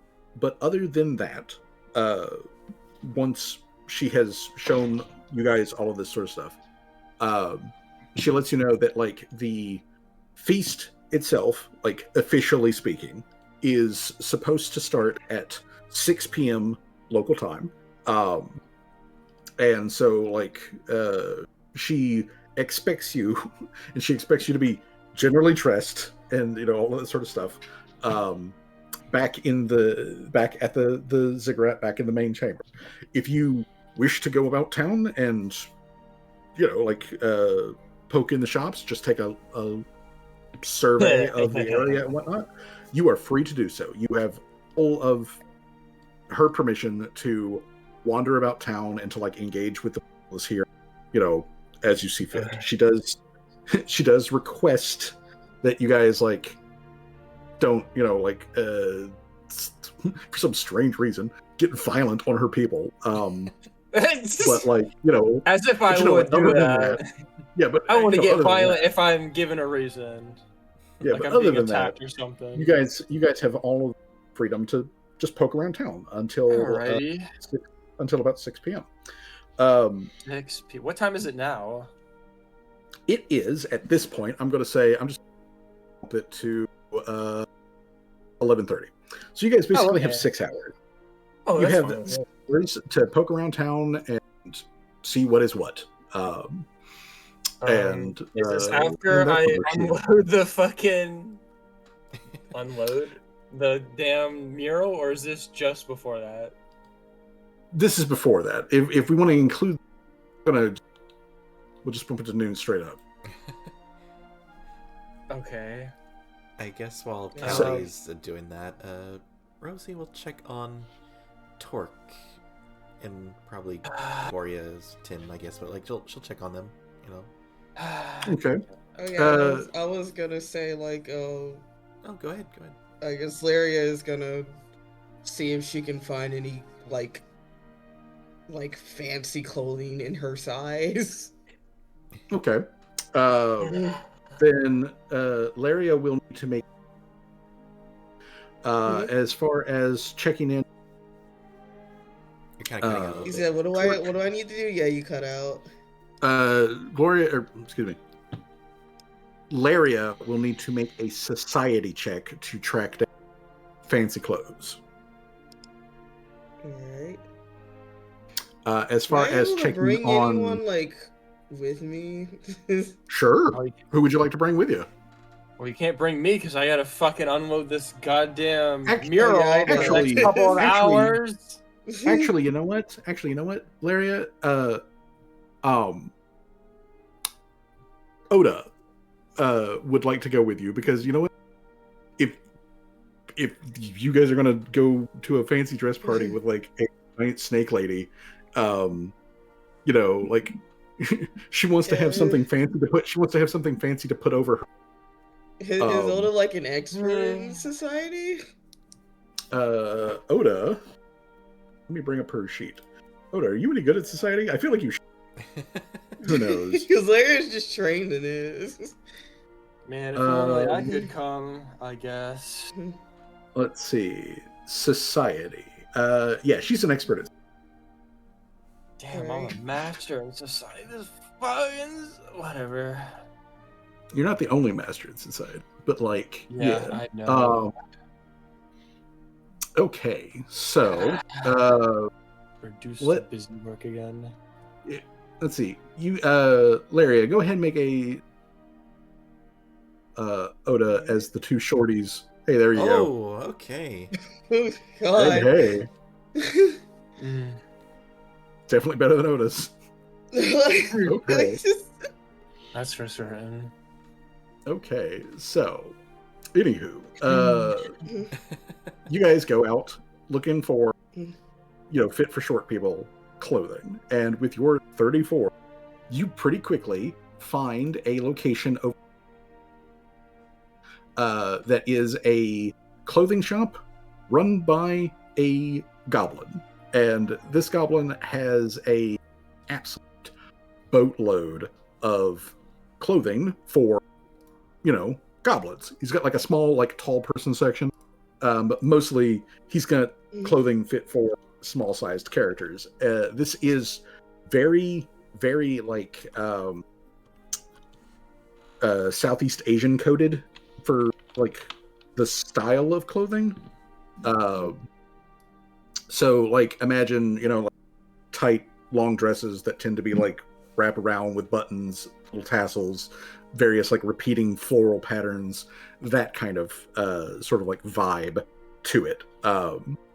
It's either like that or like micro bikinis.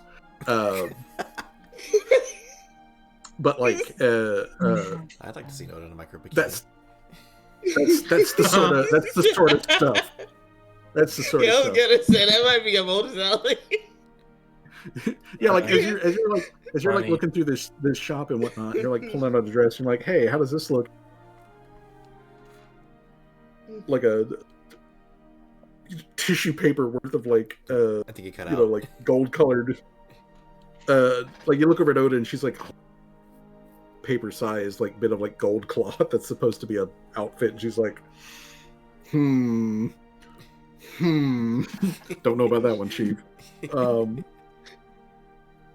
But yeah, She's like, oh, that's kind of well. Wear something like this? Well, I mean, if we were in the depths of summer, maybe. Am I drunk? Am I drunk in this theoretical situation of me wearing this? There's a higher chance if I'm drunk.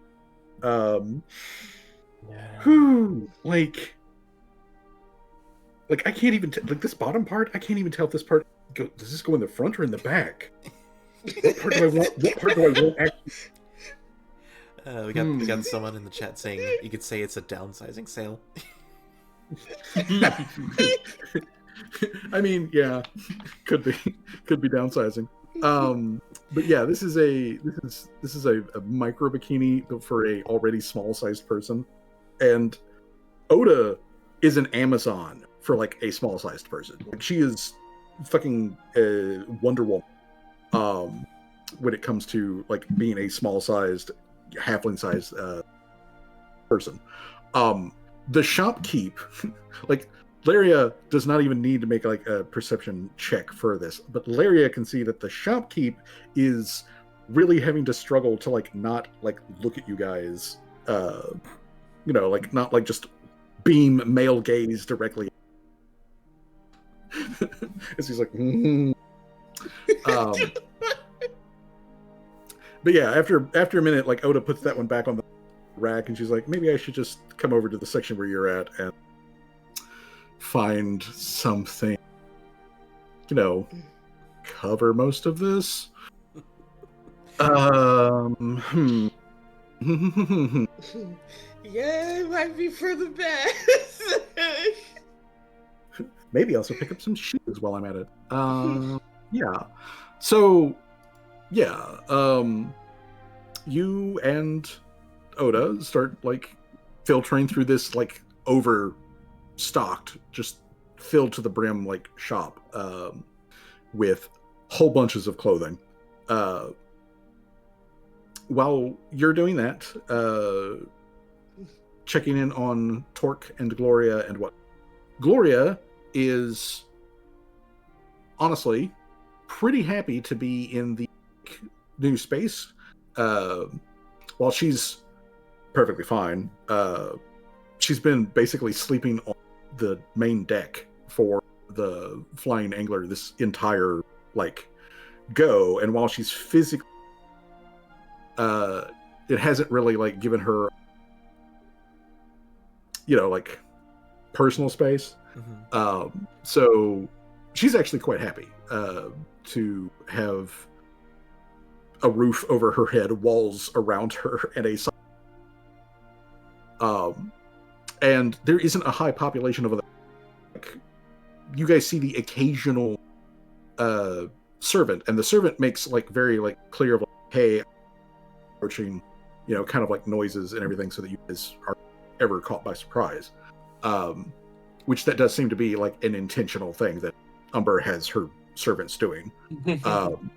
That's But yeah, she's otherwise she's doing okay. She's feeling pretty good so far. Umber is still very big and scary, and Gloria does mention to Rosie that she hopes it never comes up now that Umber is like friendly. And Torque told her that Umber was friendly, but like she was kind of thinking that if it came to it, she would just grab Umber by the tail and like swing her around and around and around. If she got like if she got up. She get back to you on that one. She kind of chuckles like a bit nervously at that, but she is otherwise very happy to hear that Gloria is comfortable and not freaking out, and is actually pretty happy with the arrangement. So she is she's very glad to hear that. As she kind of leaves her and probably Tim to have their alone time, she does check on her other girlfriend, Torque, if they're in a different room or same room, whichever. Torque does like very quickly when you guys were shown to this place. Torque did very like quickly like call dibs on one of the rooms, and when you go over to the room that she's claimed, she is already like she's got her backpack that's filled with her non-essential adventuring gear, basically. And she's already pulled out a couple of things and like like some makeup and some things like that on one of the little like side tables, and she's kind of like bouncing, like when you walk through the door she's sort of like sitting on the bed and is like bouncing on it, like testing its like softness, and she kind of like bounces for a second, and then she looks over at June as you come in, and she gives you a like her usual normal bright happy smile, but then that quickly like switches over to a more concerned look, and she kind of lowers her voice and she's like, so we're here now. We are. So were you actually going to stab Umber? No, I hoped not. I honestly was kind of taking a gamble on that. I'm sorry for doing that. Oh, you don't have to apologize. You don't have to apologize for that, Rosie. I mean, I understand that, I appreciate that you have kept me pretty much in the loop with, what you and Umber have done, like, in the dream stuff. But, like, I have to tell you, I was a little that when we got here, like, things would be extra weird or something. And other than like, I mean, I know it keeps annoying Callie, and I think it's funny that it keeps annoying Callie, but like the fact that Umber has been so insistent that all this is like consensual has honestly, really, Rosie, it's made me feel a bit better. She takes both of Torque's hands in hers.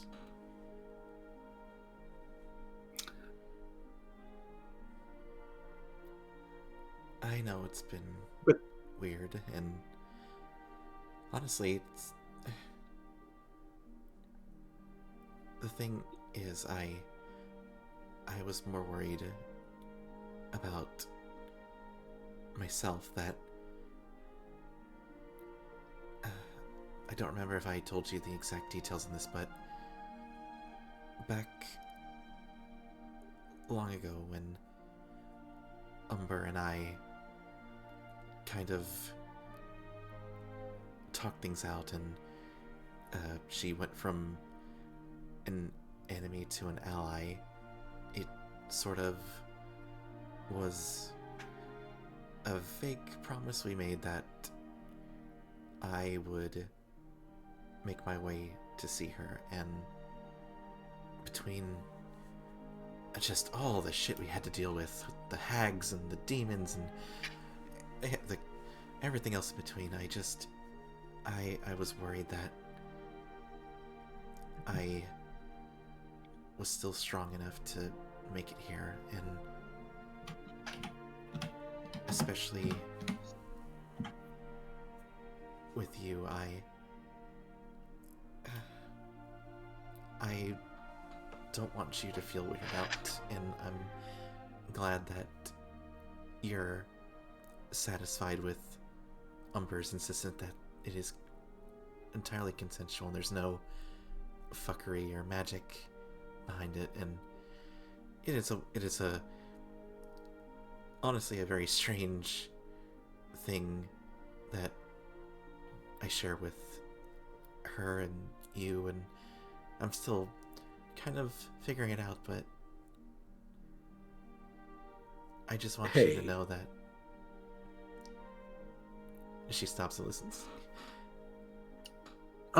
Torque squeezes Rosie's hands, and she stands up to like give Rosie just like a quick little smooch on the nose, and she says, "Listen, I know it's weird. I've done a lot of weird stuff. You've done a lot of weird stuff, and we've been playing things kind of fast and loose. We do this by ear, and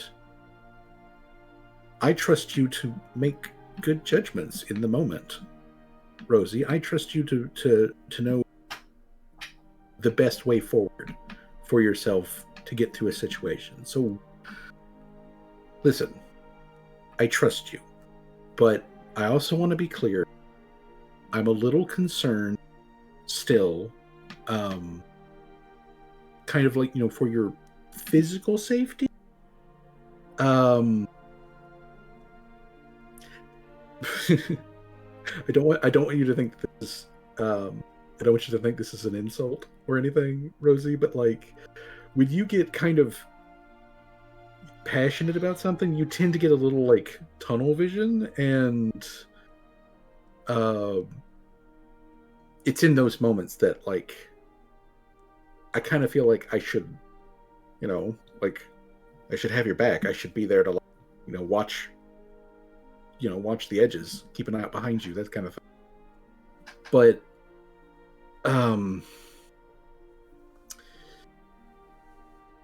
look, okay, we're here. We're playing this by ear. We're going to have a big old dinner tonight with the big snake lady.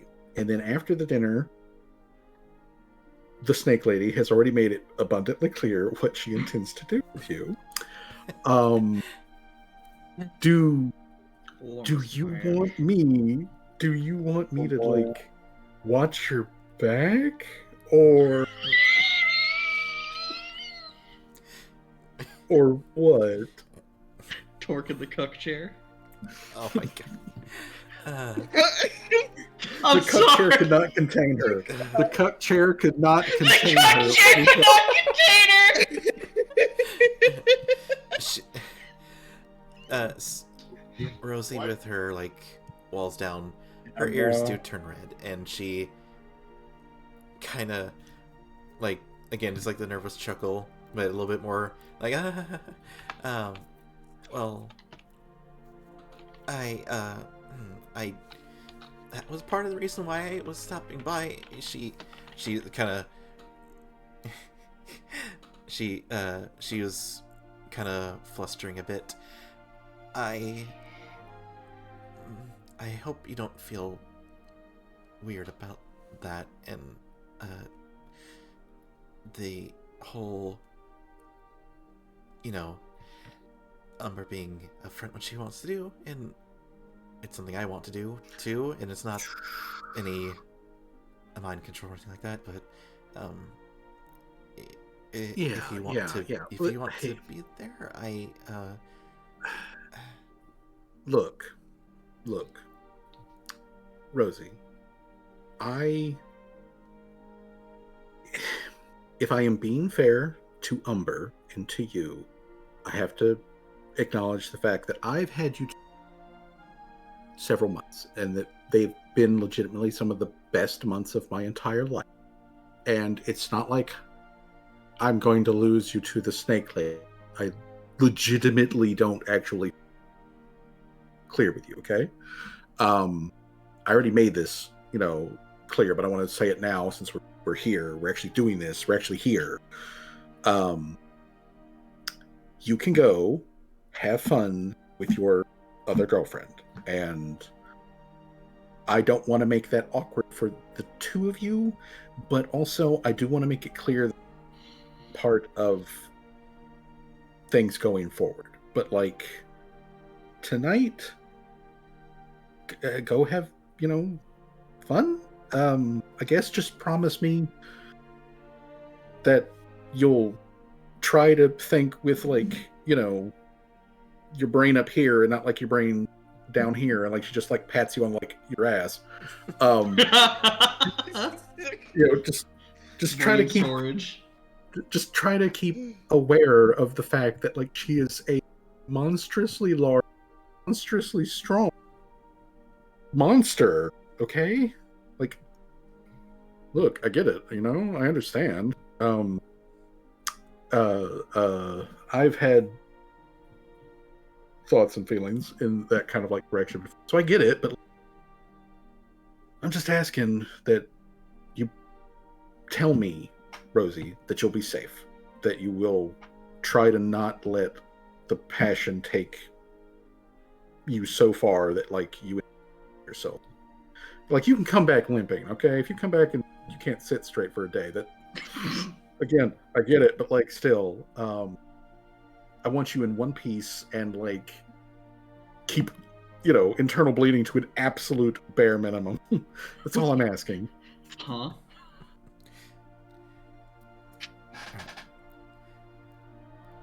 Rosie will give Torque a big old smooch on the forehead, and she'll touch, like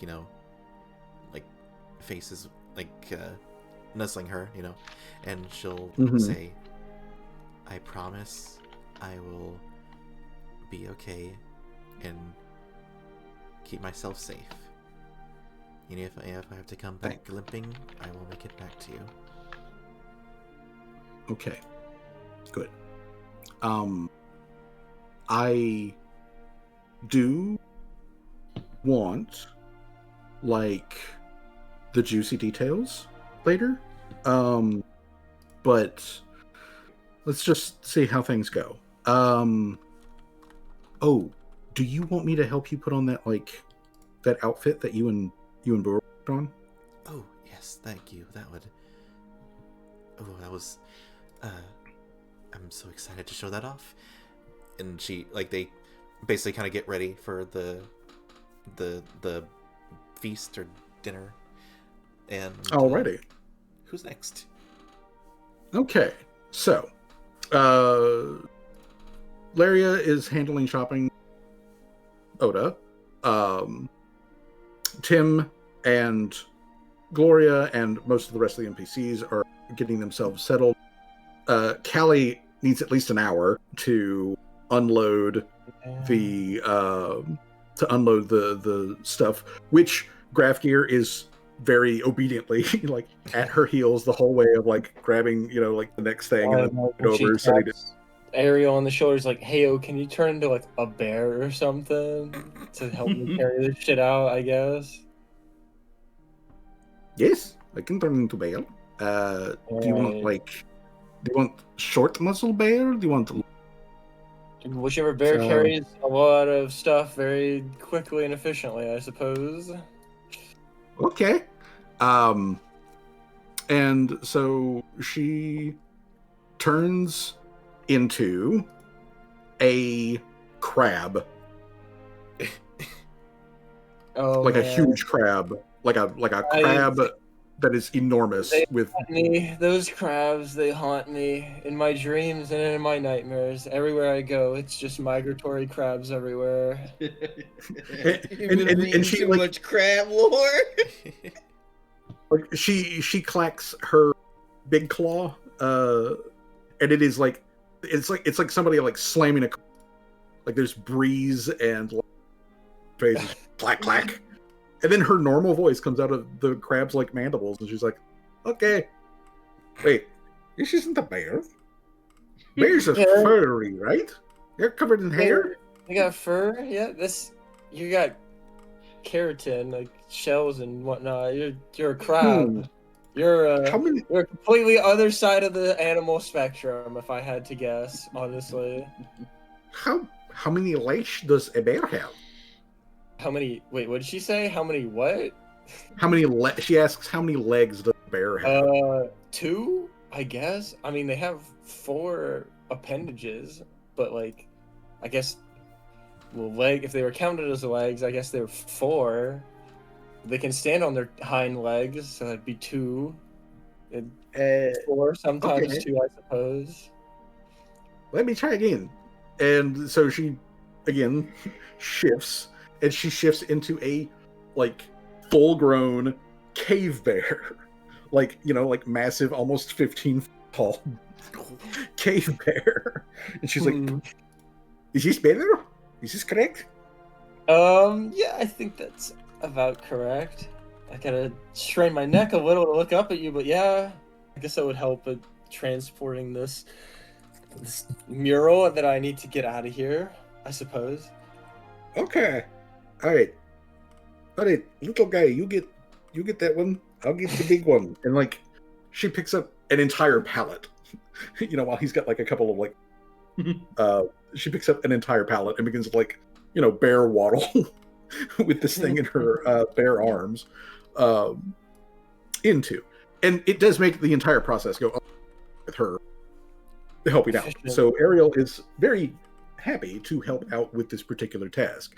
But as like Callie is watching, like one thing that she notices that in bear form, Ariel still has her like over-present like shark teeth. Her eyes are still a little large. Like she looks like a slightly mutated and she is huge. Like she is straight up huge size. As she like toddles along, because that's what she can fucking do. That is just how her shapeshifting is. Fair enough. But even though as she's like moving along as a bear, she's still a little like bouncy with her steps, as if like not all bones are exactly solid, and all that sort of stuff. She does maintain the shape. I have to ask. You walk with a stance that shows that your bones don't seem to be all solid. Can you like explain that to me? Because it's not like something normal animals would do. That is a side effect of thing that Veil Masters do to me. You know how a shark only bone inside of them is jaw and teeth, but if you catch shark and you kill shark and you eat shark, you still find bone in them, except it's not bone. It's flexible cartilage. All of my bones are cartilage. Even when I make shape change to other animal, all of my bones are cartilage, except for my head and my jaw and my teeth and the spine. Everything else, very flexible. And like she puts down the big pallet of like just a crashing stones. Yeah, she just drops it. I mean, like she drops it carefully enough that like it doesn't smash, but like she drops it with a clatter. So wait, And then she your stands up body and is she very presses on. boneless. Yeah, and she presses with her bare hand on her bare chest, and her bare chest collapses in on itself. Ugh. And she's like, Ugh. and then she pulls her hand back, and like it pops back into shape. And she's like, "See, it's all flexible on the inside." Kelly like thinks for a sec. He's like, that's something I have to get used to, I suppose. That's interesting, to say the least. But Yeah. I mean, if it's something the Veiled Masters did, that's nothing out of your fault, right? That's something that they did to you against your own will. Yes, this true. Something that they do to all of the others who are part of the program, and they. Callie. It's like, oh, speaking of which, well, since we got the door here, Callie then like walks through, and looks through her office, but doesn't need to search for that long. Grabs the jar with the shapeshifter head that looks exactly like her, but is kind of like, morphed a little. It's just in a jar of formaldehyde. He's like, it's at this point it's a little swollen. Yeah, I imagine it's a little bulbous, graying, but like it's losing a bit of its color. It still mostly looks like Callie. Yeah, I thought it'd be interesting to bring this up, considering you were part of the shapeshifter program. Callie says questioningly, but did they switch? Well. It's not really much of a good explanation here, is it? Callie then just like presents the jar with the head. Is like, we faced one of those creatures previously, and I cut their head off, and I done all I can to preserve it in formaldehyde. But it seems like whatever it is they were working on, they perfected it. Ariel drops down onto all fours. To poke her head at the jar, and like Callie's like, could you like do this in a normal body, please, so it's not as weird? Just please, for sorry. now. And so she like shrinks back down into like her Azarketti form, which, again, to be clear, she does not have legs. She has tentacles like an octopus. She has six flexible tentacles taller than Callie. that have enough just muscle strength to hold her, and she like basically wraps them together into two columns to make quote unquote legs. But that's why she kind of like bobs up and down like a Muppet when she walks around. But yeah, she forms back up and like looks down at the jar, and she's like, this is hideous. Yeah, I imagine so. I mean, we did not just because it's like they preserved Hayden jar, but also because of what it represents. Tell me, Carly, do you say you want to kill Veil Masters? I want to kill Veil Masters too. Do you know where they are? Do you know what they're hiding at? Out of character, I should, right? I should know, because the Skycops told me, right? I think, or no. He said, oh yeah. He gave you a general region. Like he narrowed it down to a very small region, but it's still like a general. So yeah, you do have that. And she does not know the name of that place. That is a surface name for Ayla area. So she doesn't know. She does not know where that is. Like, upon hearing though that Callie has an answer, she does brighten up, and she's like, "Wow, if you have a place, you know that they are. We could go to this place. me, your brother, we could swim down there and we could face the Veil Master. I know from your perspective they have been creature of dark myth and fantasy. Like, have you ever encountered one of the Veil Masters directly? Have you had physical interaction with them? Out of character. Did we? Does that tentacle No. count? Was that tentacle creature one of the Veiled Masters, or was it like a creature that was being controlled by the Veiled Masters? No, that was another controlled creature. Oh, okay. Talia then would be like, no, only legends. But I've faced a lot of their controlled creatures, I suppose. A lot of the creatures that were under the control. Let me show you. Let me show you something, Miss Callie. And then she takes Callie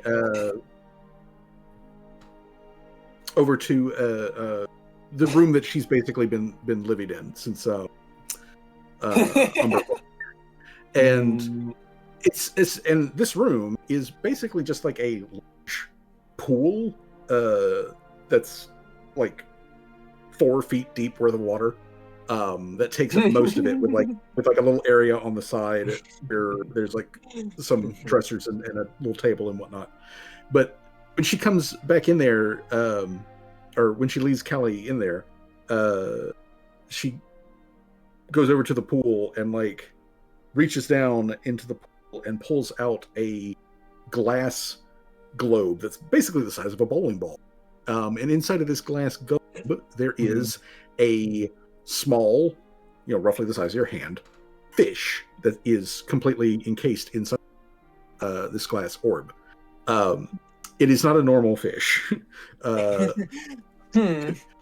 Fish is like a broad term for this thing, as it has tentacles like a squid or an octopus, but it has generally a fish shape. And when it turns to like face Callie, like Callie can see that on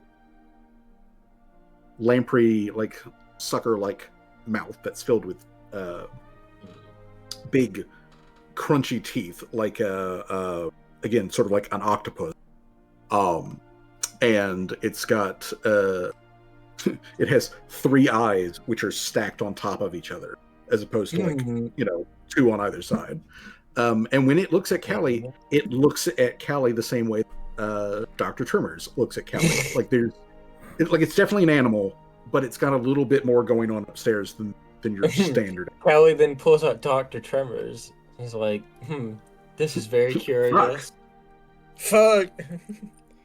He has a French fry for some reason, slowly nibbling on it. Fuck. Where'd you get that? Did you get that when they were serving the French fries? Uh-huh. I don't remember giving you a French fry. How did you get that French fry? He wiggles his weird little tail. Okay, well, fine enough. You can have the French fry, I suppose. I don't think that would harm you in any way. No, he can eat potatoes. He can definitely eat potatoes. The dietary measures of Dr. Tremors. You'd have problems keep stopping him from eating potatoes. You don't want to feed him chocolate, not because it's poisonous for him, but because it gives him the shits. That's what I thought, yeah. Alright. But yeah, so she pulls out her pet, Lurk. And she introduces Lurk to Callie. And Ariel says that Lurk is not a Veiled Master, but generally this is what the Veiled Masters look like. They're much larger than this. According to her, they are basically the size of an orca. So imagine Lurk, who can fit in your palm of your hand, but the size of an orca. Fair. That is how big an actual Veiled Master is. Ugh. That's something to behold, I suppose. There is good reason why in the misty past, back in the time of like myth and legend. Why, more or less, outside of the dragons, they rule the planet. They very smart. They very powerful. I heard the stories. I've been told the tales.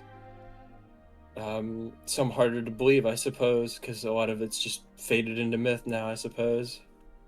Yes, a lot of it myth, but thankfully, some of it is just a story. You know, it's just Folklore, mythos. propaganda, actually. Just Prop. lies. I mean, yeah. I had always kind of pegged the fucking Veiled Masters as cowards and Oh, always hiding in oh, there. oh Well, no. cowards in the Kev. sense that, like, you know, they'd never actually want them own selves to be the ones in the front lines, right? The ones Oh, yes, that is dying very in correct. their own wars that they caused, right? Yes, that is very correct. They do not want to endanger themselves. They have very low birth rate. Even back in my time, there was very few of them comparatively. I know. I don't know exact numbers of people like me who were being used for the program, but when I think about it, I can imagine at least 50 or 60 or so people who are all part of program, and we are all being controlled and manipulated. Just, you know, 2 or 3 of those guys. They are that kind of individual and powerful, but they rely on their servants. They are the reason they are called the Veiled Masters is because, first and foremost, that is where the veil comes from. They don't let anyone know what they truly are. They can be imperceptible to all of your senses. They can be right there in front of you, and just you don't know that they are there. And then they are masters because they control creatures to do their bidding. They are parasites. They are a disease. They are like a cancer that comes from the bottom of the ocean. And trust me, I feel that same way. And my blood boils whenever I think about them, just out there, alive still. I try to not think about them. That's what I do. Otherwise, I would be consumed with it. Consumed with hatred. They were in charge of all of the ocean area. They're the only thing that I know from my time that give them a challenge is like, and a thing that they actually fear dealing with was coral dragons. And obviously coral dragons only live in like shallower parts where, you know, they reach coral. So there was plenty of deep parts of the ocean where they could, you know, do all of their business where the coral would not, you know, bother them. But like coral dragons were shown, they feared. They had no fear of the humans that up above them. They thought nothing of it. And when other people reached out, they thought it was all just, you know, fun and games, that they would allow it to happen, you know, fun, and just dismantle it and then use other people as a way to establish control over the human population inland, so that their empire, you know, could grow out of the sea and onto land, and then probably up into the air. And but like that is what they want, and it's because they do not think that other creatures are capable like them. I think everybody below them. Yes, very much, because they think everybody is below. See the ingenuity of the people at the time who put together those bombs. I Yeah. died painfully in that Ugh. attack, but I don't have any anger towards the people that did it because they freed you.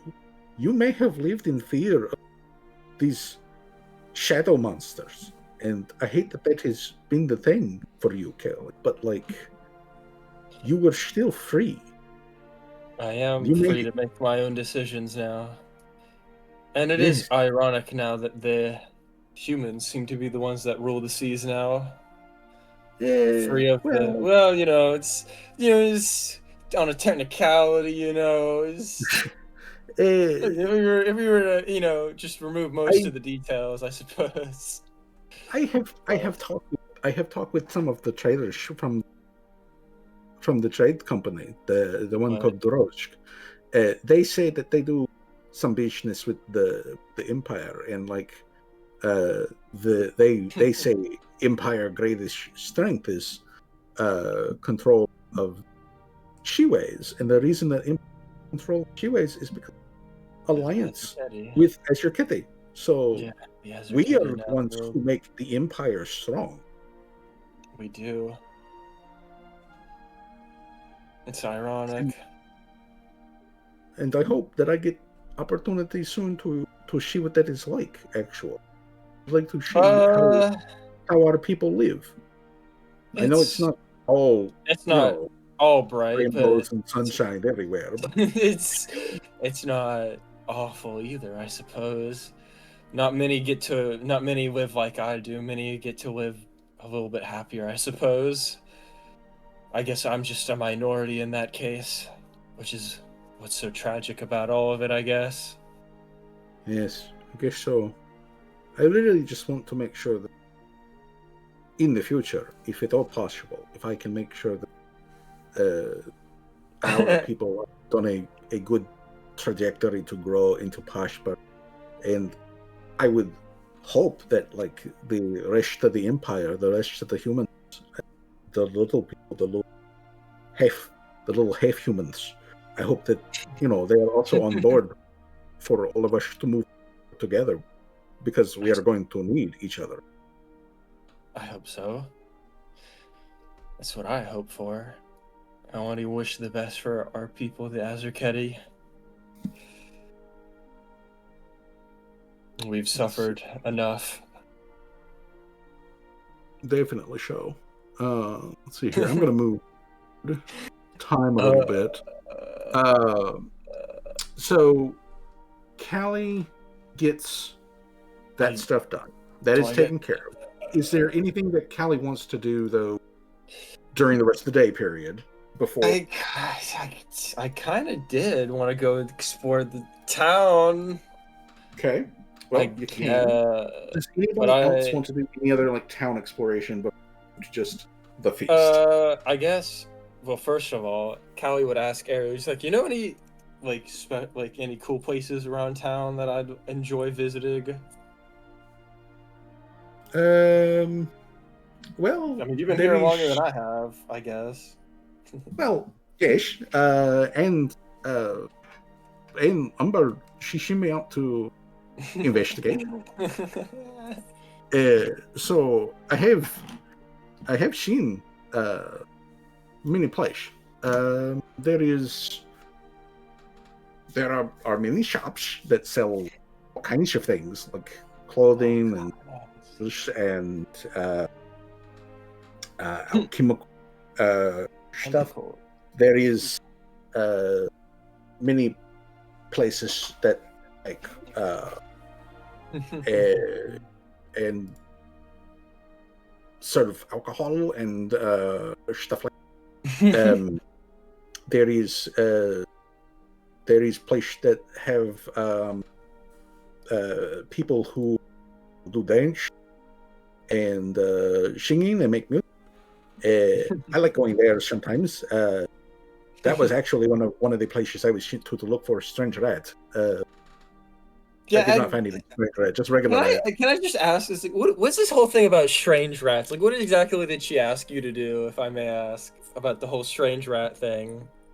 Mr. Summer was actually kind of vague on that one. She just said that some people have told her they see rodents who are behaving strangely. They not acting like regular Regular people? they are Regular old rats. well, yes. She's not specific on what strangeness is, just No, like they weren't. It wasn't like a rat riding another rat down a stream, right? that was not said to me, no. Callie gets flashbacks to when she had to fight a rat over a really moldy piece of bread. No, I was not given any actual like description, just simply that look for unusual rats, looking for a rat that, not acting normal. So I turn into a rat and I go ask other rats, hey, there any rat weirdos in the rat population around here? And the rats, they say, well, yeah, but like normal rat weirdo, like rats think it's weird, but like we would not think it weird. It's just the rats being rats. I mean, rats being rats, I suppose. But there is even part of town that is called the City of Rat, because there is there are rats everywhere. Actually, it's just rat. Can we avoid that part of town? Well, I don't want to go to that part of town. In fact, can you not turn into a rat around while you're around me, please? Just it triggers bad memories, please. Okay. I will not turn into. Is there any other animal I should avoid? A couple, it's a few bad ones, you want to stay away from. Well, how's this? And then she just turns into like a Godzilla, like or not Godzilla, a King Kong sized like ape. Like comes down on her like big meaty knuckles, and it's just like, what about this? Is this good? I suppose I've never seen a creature like that before. I suppose that's fine. Yeah, she's just like the party looking on upon this, just like, what the fuck is happening, bro? Yeah, she is a 12 with shark teeth. And she's just grinning at Callie, and she's like, this one, I see some of these in the jungle. There is also nearby, one in this town, right? Like this nearby jungle, right? Oh, yes, nearby. Man. Not mostly near mountains, but like kind of nearby. They're also animal like this, and then she turns into a trihorn. Like you saw. Seen a few of those, yeah, around here. She turns into a full-grown trihorn, and then like she shifts again. How about you just shift she turns into a giant frog, and she's like, "It's also these also very common." Callie then is just like, "Can you just turn into your normal form? I prefer that, honestly. I prefer you in your normal look, when you look closest to yourself, I suppose." Okay, and then she switches back into her normal form, takes a moment, like flexes, and then like pops clothing into existence. I have to ask, are you actually wearing something, or is that just like an illusion?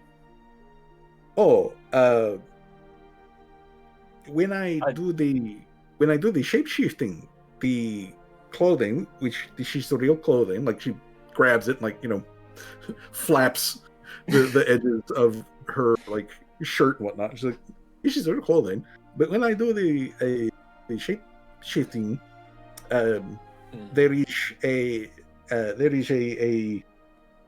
ring in my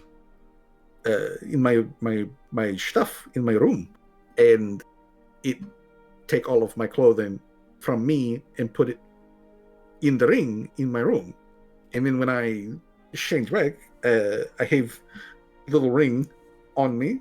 Each is magical, so it transformed with me. But like, I had this little ring on me, and I just have to think about it for a moment, and clothes can come back. Otherwise, I would have to replace this every single time. Well, I mean, yeah, that's fair. That's fair, honestly. It was a little funny the first, like week or so until like Umbra was able to acquire the ring. But like, now that she do that, it only takes have that moments. same ring. It's not necessarily that it puts clothes on me. It just it turns my current clothes into whatever I want it to, but only like a magical perception of it. If you can like see past the magical perception, it will just it'll look like whatever I'm currently wearing, which in this case is the diving suit and the fucking power armor. But like currently, if you don't look past the magic, I'm wearing a black dress. That's what it looks like currently. At least, anyway. Also, I thought that was unintentionally sweet. Callie be like, I want you as like your normal, natural self, and like she, like that sounds like sweet on paper, but it's like. Wait, what? I can't even be sweet without being judged horribly. I fucking hate it here, man. You're like, oh, that's sweet. Actually, wait, this is Callie. That's probably got some ulterior motives to it. It's not actually as sweet as I think it is. Like, oh, okay, whatever. Well, that said, though, I would. Can I go buy some nice clothes too as well? Callie's like that would be probably a good idea. Areas that would probably be a good idea. I have something similar, a ring, and then Callie like turns off the ring. He's like, it makes me perceive whatever clothing. It makes others perceive whatever clothing I am wearing as whatever I wish it to be. And currently, that is a black dress. But when I turn it off, I'm wearing power armor. Literally just Fallout 4 power armor, just, and then back to the dress, I suppose. But I'd actually like to go buy some nice fancy clothes. I was originally going to fit some fancy clothes, but as you probably, how much did Umbra tell you about my previous body? Did she give you like a description of what I looked like before? Like, what were your impressions? I saw the statue. Okay, yeah, no. As you could see, that I looked a little different than I did a couple of weeks ago, and now I have to refit everything that I currently own, I suppose. Oh yes, I was a little surprised, to be fair, but I like the way you look. I like the way that you look like. What is this role coming from? But do I have to do a society check? Is that what I have to do here? Yeah, you will need to make a society check. Okay, good. I'm not good at that. Would you like to wear any nice clothes or buy any nice clothes? I guess for a shapeshifter like you, that's difficult, right? Well, I just need to bind it to the ring so that, I don't destroy it. Are you fucking kidding me? I'm re-rolling that. Fuck that. I'm re-rolling that. Fuck off right now. I'm re-rolling that. The only roll I get this fucking day, and it's shit. There you go. Let's see here. Everyone is, at this point, pretty casually trained. Pretty casually trained in society, I suppose. Pretty casually trained. And I can't even begin to pronounce that last name, bro. That's fucking her last name. Just so that we know. Ariel Diepdotter. Diepdotter. Diepdotter. which specifically, like, she does tell Callie in Surface Common that means that she is Daughter of the Depths. Daughter of the... What a beautiful name, I suppose. Well, it's not meant to... That's not meant to sound rude. At all. I take it as you come. I just never heard such a strange name before. I got named with Califito. It's pretty easy to pronounce. But then again, I'm post freedom and post Empire saving us, so I guess I just got born with a more imperial name.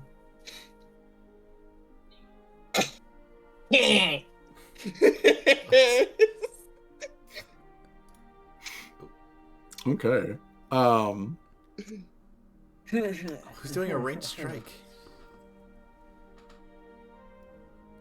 There we go. Attacking me? What the fuck is that about? All right. Okay. So, Callie. Basically, everybody goes out at one point or another to acquire some fresh clothing, to just, like, fill in any sort of, like, gaps or holes that they've had in personal gear over the past, like, month that you guys have been traveling. So, like, some of y'all are running pretty low, like, soap and, like, shavings, various bits and pieces and all that sort of stuff. And of course, Callie's got to, make changes for her new shape and whatnot. And when you are out with Ariel, and Ariel is kind of like showing you town, you guys do avoid City of Rat. But you go over into the Ghost Shop district, and you find a shop that sells clothing in your size that will, accentuate Callie's new shape in a, socially pleasing and acceptable. Although if she goes next door, she can find the, like, publicly acceptable, but still pleasing. And while you're shopping around, Callie does notice something a little. First and foremost, that these shops all have gas lighting. Gas lighting. They have gas lamps with piped in natural gas. That is providing, like, lighting on the interior. These buildings are pretty closely packed together, so a lot of them don't exactly have, like, windows for natural lighting, so they're having to rely on lamps and lanterns and what provide that. And they do have built-in, piped-in natural gas to provide gentle, controllable flame lighting, which is encased with. Callie asks, as you're like, I guess asks Ariel about that. It's like, they're piping in gas for the lanterns and the lighting. Is there, like, a location or where are they getting this gas power from, if I may ask? Do you know, or have they told you about that? I have not asked specifically. I noticed it when I first come here because I never see it before, and one of Mr. Somber assistants, one of her high-ranking shitty people, what you call council, shitty planner. The city. I mean, I would. They have a city planner. Oh, she have several. She have several shitty planners. Take care of things. One of this guy. He was in charge of hydro engineering. Actually, they have to move. They have to move a lot of water for the plants that they grow in the fields.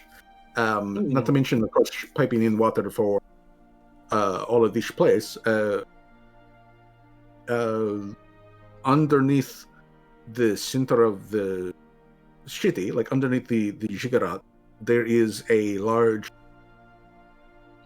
field with fresh water, and then there are some tunnels off of the which I was told was natural caving that have gas in it, poisonous to breathe, and also flammable. And she kind of like waves her hand at the gas light. She's like, I believe that is where they get it from is a natural pocket of gas which is underneath the city.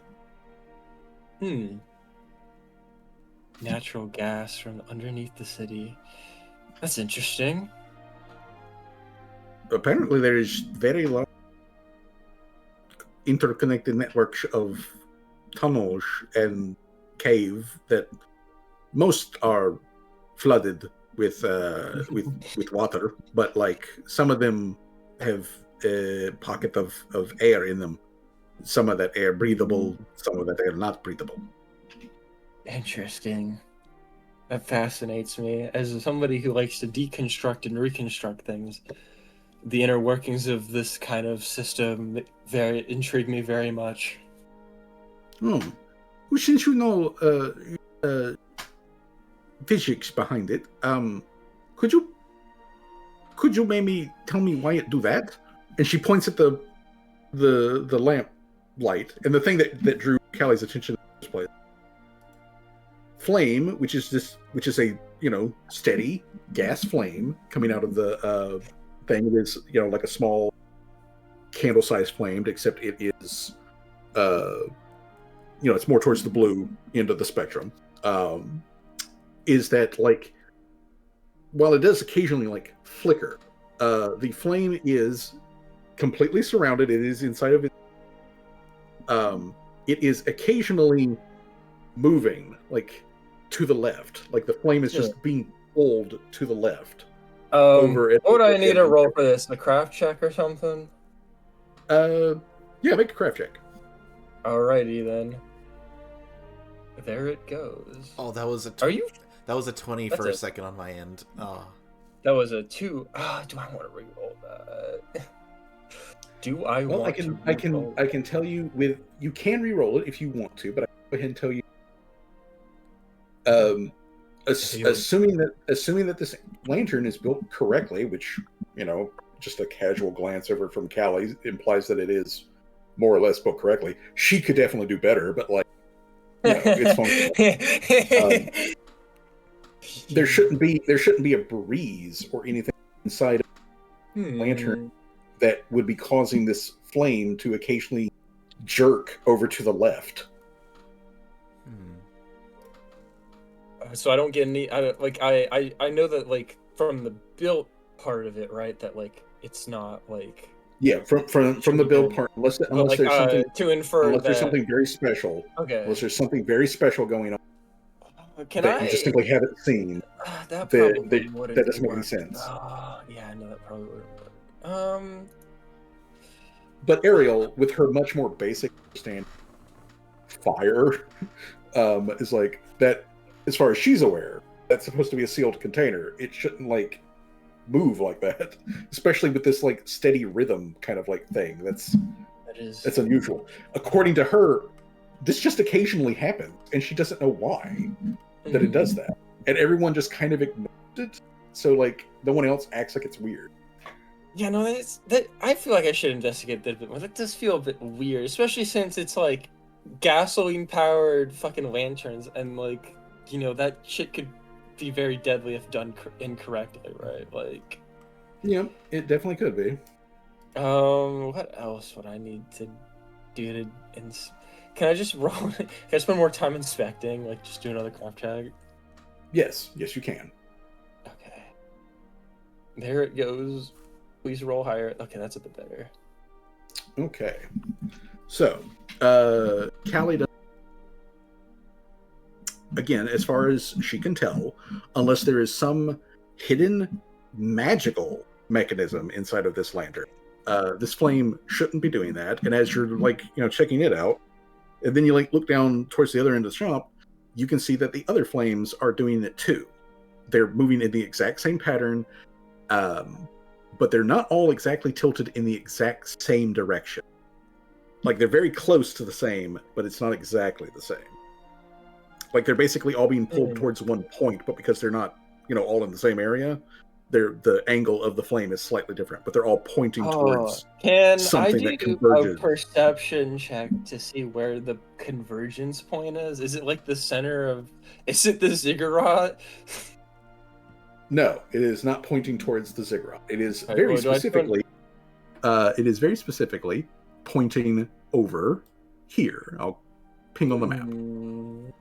That's the Okay. direction from Cali that it is going. I guess Callie would then tell Ariel, it's like, it seems like they're all pointing in a specific direction, like the flames themselves, and I think that's very strange.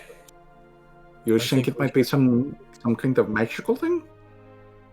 Maybe. That's what I can tell from the build of the lanterns. There doesn't seem to be any mechanical or otherwise built-in feature that would do that.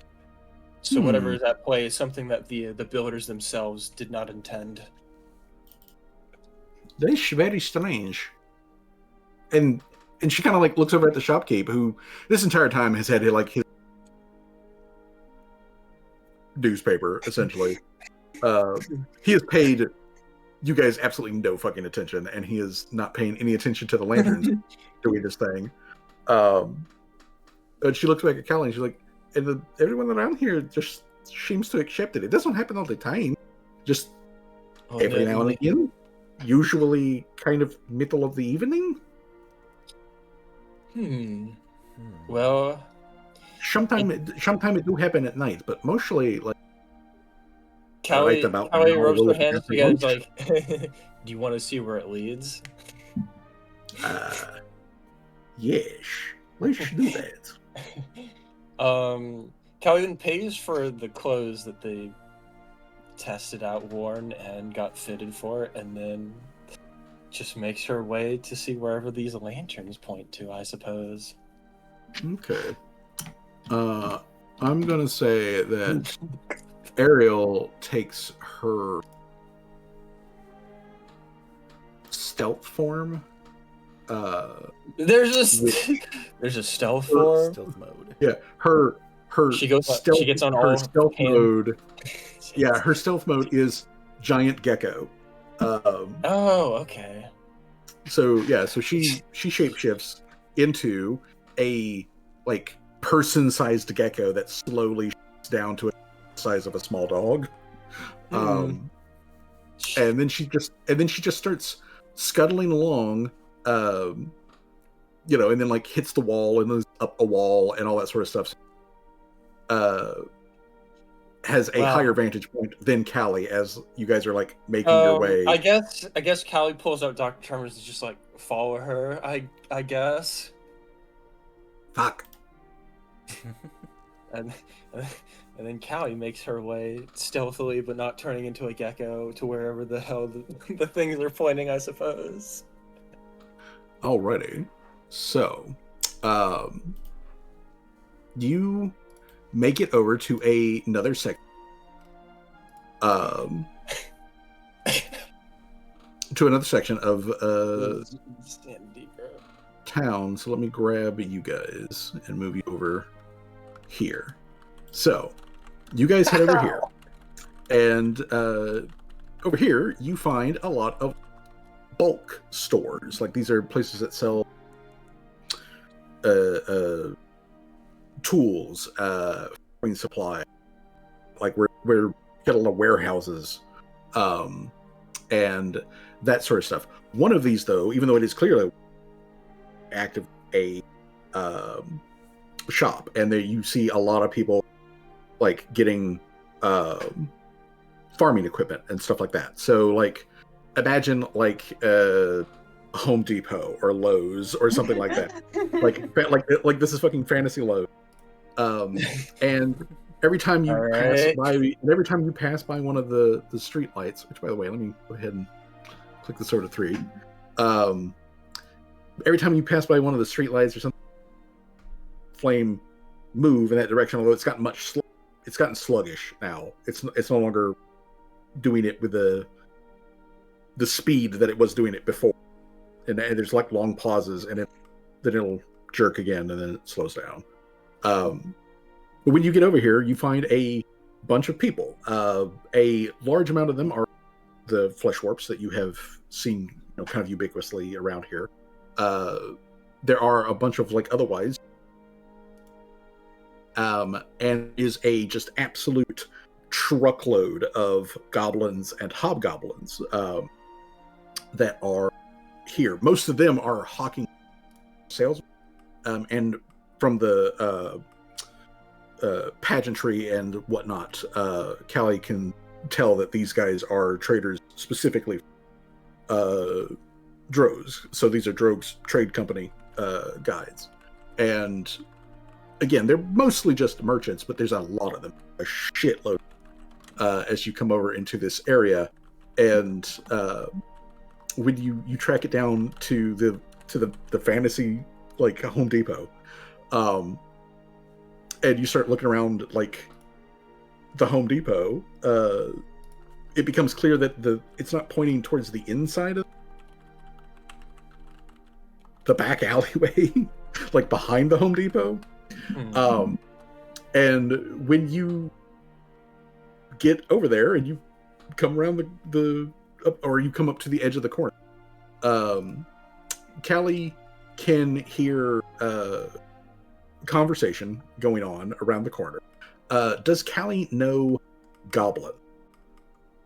Hold on, let me check. I'm pretty sure I don't, but let me double check just in case. Nope, I do not. Damn it! I should have brought Dad. Okay, and neither does Ariel. Ariel also does not know Goblin, but you can clearly hear someone's. And when you come up to the corner and just like take a glance around the back, you can see 4 or 5 like goblins who are just kind of like, chillaxing. Half of them are like really smoking, as they're just like hanging on in the back. And I need Callie to make a perception check, please. Oh, that's what it is. I know what it is. Here we go. That's good. All right, it's 29. That's good enough. I guess Okay. we could. I mean, Dr. Tremors, just in case you roll higher than that. Nah. Oh, you did not. Nah. That was straight. That was just a straight 2, bro. I didn't even roll on anything else. I just hit 2 on my screen. Okay, so, yeah, Callie, as you're looking back here, first of all, you can see that these guys, not merchants. Or the goods that they're selling are not, physical goods that you would load up in a buggy and, like, take. As very much, like, these are goblin prostitutes. That are back here. Damn, like, bro. In the alley. back of the Lowe's alleyway, bro. In the back of the Lowe's, there's a half dozen goblin prostitutes who are, at the moment, not doing the prostitution thing. They're just kind of like standing around or whatever. But one of the goblins, like, notices you and Ariel, like, over at the side and, like, takes cigarette out of his mouth and, like, gives you, like, a little, like, hey, like, kind of wave and, like, arches his eyebrow and like, are you, like, are you here to take a smoke break, or are you here to, like, take a smoke break? First one here, take a smoke break. I suppose.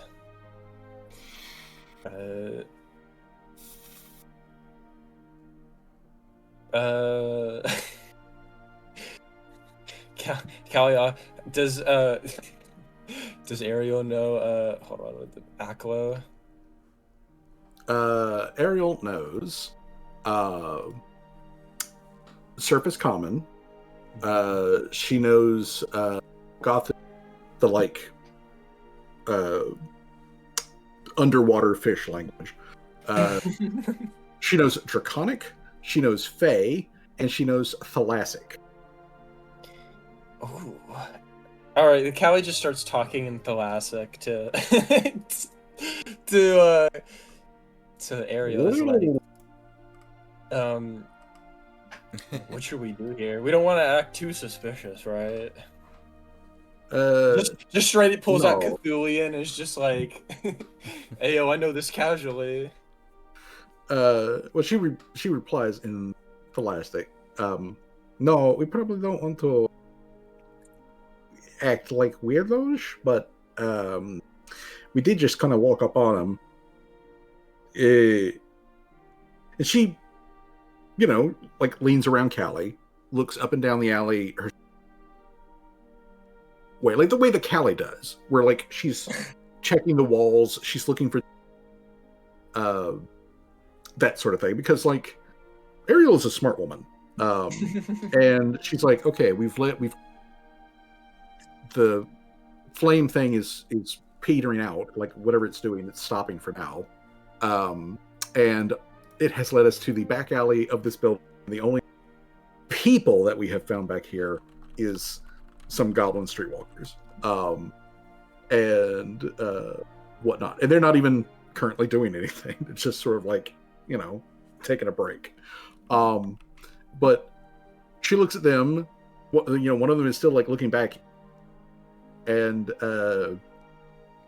she looks at Callie and she says again in Tholastic, should we just, I don't know, ask them if they see anything going on back here?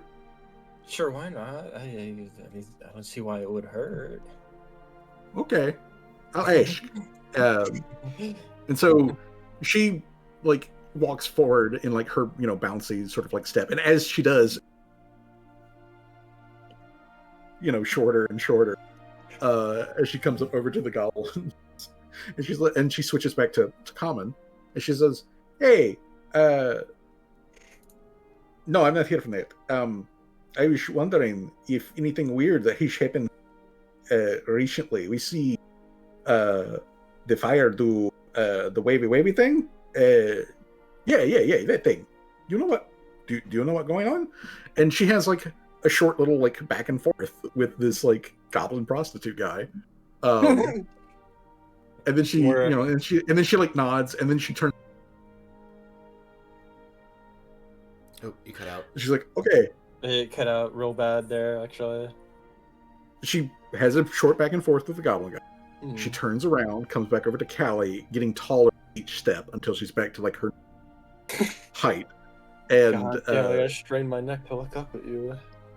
And I did ask for them to be tall though, so that's on me, I guess. And well, I was already tall. yeah. But I talked to that guy over there, and he said that they see that thing happen too. He said it even affect their cigarettes. Their cigarettes. Now that's strange, actually. Yeah, if it's because Callie then perks up. It's like, it's one thing if it's the flames coming from the lanterns. It's another thing if it's literally every flame ever in the surrounding region. Yeah, I asked him if it happened time, and he only at certain times and not every day, but they are here every day and doing their business. You don't know what their business is, right? You picked that up, right? Yes, I picked that. I am not right. dull. Good. So they say they're here doing their business every day, and this effect not happen every day, but it always happen either when it start at lunchtime and go for a couple hour, or it start when at sundown and then it go for a. But apparently it affect any flame, any open flame whatsoever. That's fascinating. very fascinating. Hmm. You have a way of interacting with people that I am not so great at. Oh, it's well, it's very it's very simple. You see, I already fucking died. Well, I I, I guess you don't have to worry about that. Yeah, I suppose. But like, I have to worry about that because I don't want to be put in that smaller body. Put too much work into getting taller. I don't want to get short again. Mr. Sambo should get that fixed for you. But I understand, Kelly. It is weird. But the effect has stopped now, and it do not that start again until after sundown, and we are supposed to be at the feast when that happened next. Hmm. Maybe Interesting. if feast in early, we can come check it out again, see if it is happening. The goblin guy, he did say that if it happened in the middle of the day, it also happened at night, like clockwork. Clockwork. All right. I guess that's. Yeah, we could check that out after. I mean, the feast is important. We don't want to not show up. That'd be rude.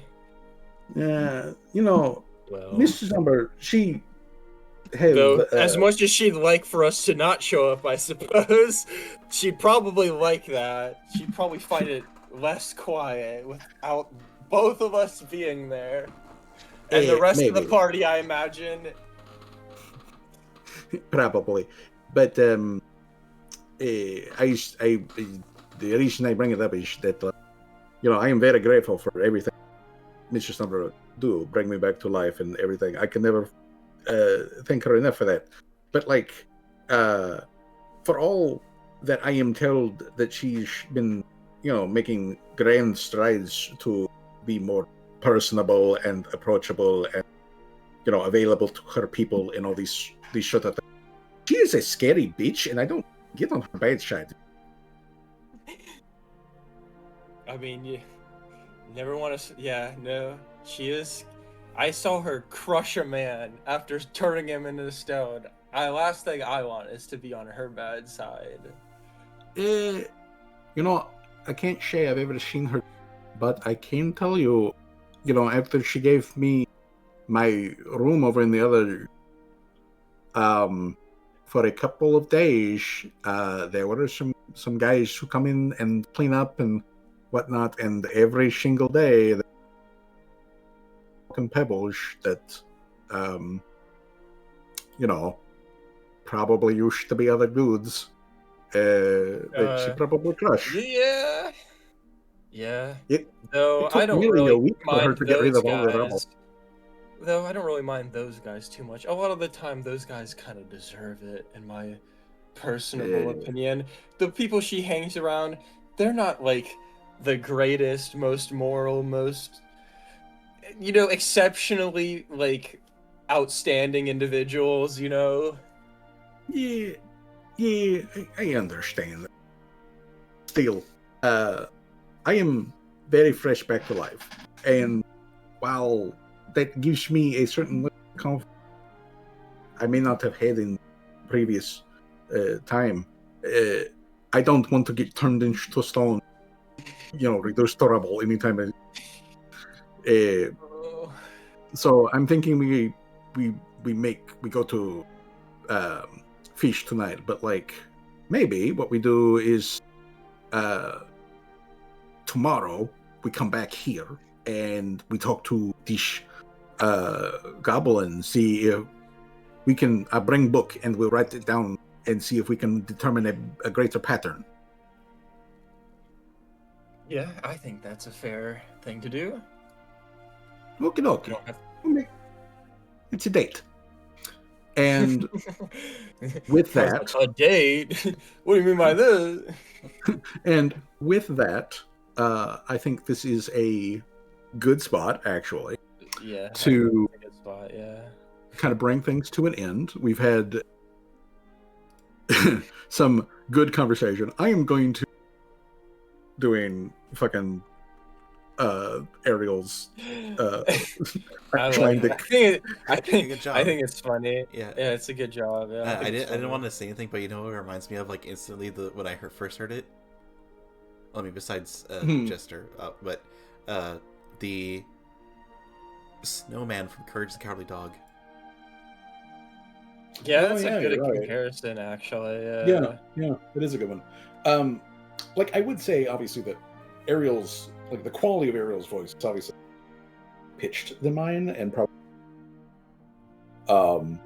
but yeah, when the idea came to me of, like, or having, like, a kind of funny sort of vaguely Icelandic, vaguely Swedish kind of accent, I was like, you know what, that makes sense. That really will make her feel like a, somebody from a whole other part of the world. From not even just a whole different part of the world, a whole different era, like 2 fucking centuries difference. Yeah, right? she is 200 plus years and, like, thousands upon thousands of miles away from where she was born at, and then to say that she was even technically back then would have been kind of a stretch, considering the whole, like, born into slavery and Yeah, born into slavery and bred to be a weapon kind of thing. It's just, yeah, not cute is what it is. But Yeah. yes, this will be otherwise where we alrighty. in session. The party will have their feast with Umber next session, and afterwards Umber sit everybody down and be like, hey, this is the actual, like, at which point, essentially, what I'm going to do is I'm going to let the party know of, like, hey, this is the thing that Umber has going on in town, that she would appreciate it if you guys, like, looked into, but you don't have to. She obviously has her own forces and everything. She literally has her own force. But sometimes sending in SEAL team, the better way to do it. So yeah, that's what we will do next time. We will handle the feast and business with what's going on, and essentially I'm just going to let you guys know, hey, you've got this side quest. Mm-hmm. Main quest is, and I'm going to just leave it up to you which way you want to handle it. All right, that's fun. Okay. Otherwise, as always, everyone, thank you for showing up, for putting up with my stuff, for me whipping out this, like, new goober with a horrible backstory who's just, like, a goof at the same time. No, I like it. Ariel has weirdly grown on me, like, very rapidly in the past couple of days. So, well, I just, the whole premise that you made her a shapeshifter and that Callie has to grapple with that is my favorite part, because Callie just fucking despises shapeshifters, but now she's like, oh, I gotta get over this part of me in order to better this relationship. Oh no, she's one of the good ones. No, but yeah. So, anyways, everybody, I hope that the weather continues to be mild for all of you where we're at. But yeah, I'm gonna go get myself into Desperately Thirsty. I will talk to you guys later. Have a pleasant evening, and have a good night. Have a good night. Good night, everybody. Good night. Mwah.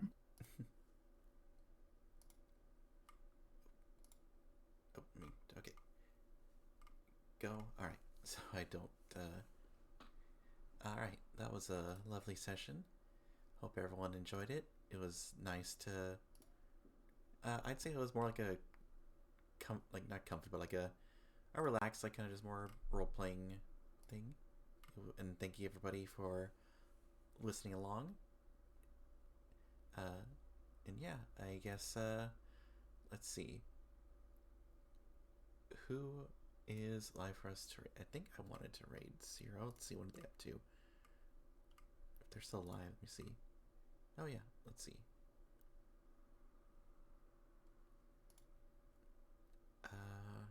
Oh, I think they're doing something. From Team Plasma. Who says that? I'm like, that's the guy. Why is let's go tell him that that's the guy. Looks like they're busy with the interview kind of thing. That's cool. Let's see. I guess we could just do our tried and true combo of raiding Hinetu. They're doing Code Vein. There's also Party Mess, Kaiju Floss, Roll Knight,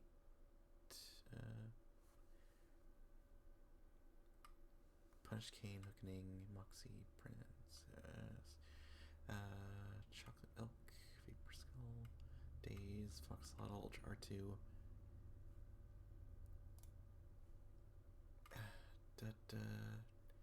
I think we'll just go raid Netu. I don't really have a, unless somebody wants to use the redeem for us to raid somebody. But yeah, like I said, thank you all so much for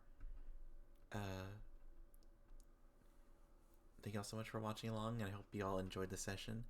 And like you mentioned, if you are in the area where it's we're having the freeze, please be careful, please be safe, and stay warm out there. All right, and hopefully we'll be back next week to raid Netu.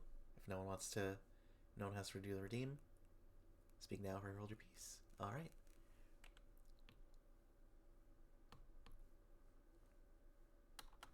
All right. And as always, here's the raid message. If you aren't sub, you can go ahead and use this one, or just use your own emotes or copy the words, whatever you like. Hope you all have a good night and take care. Bye bye. Mwah.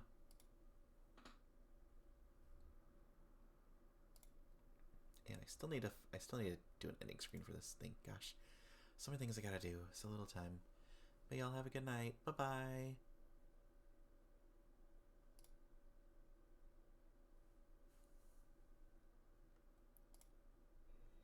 These remember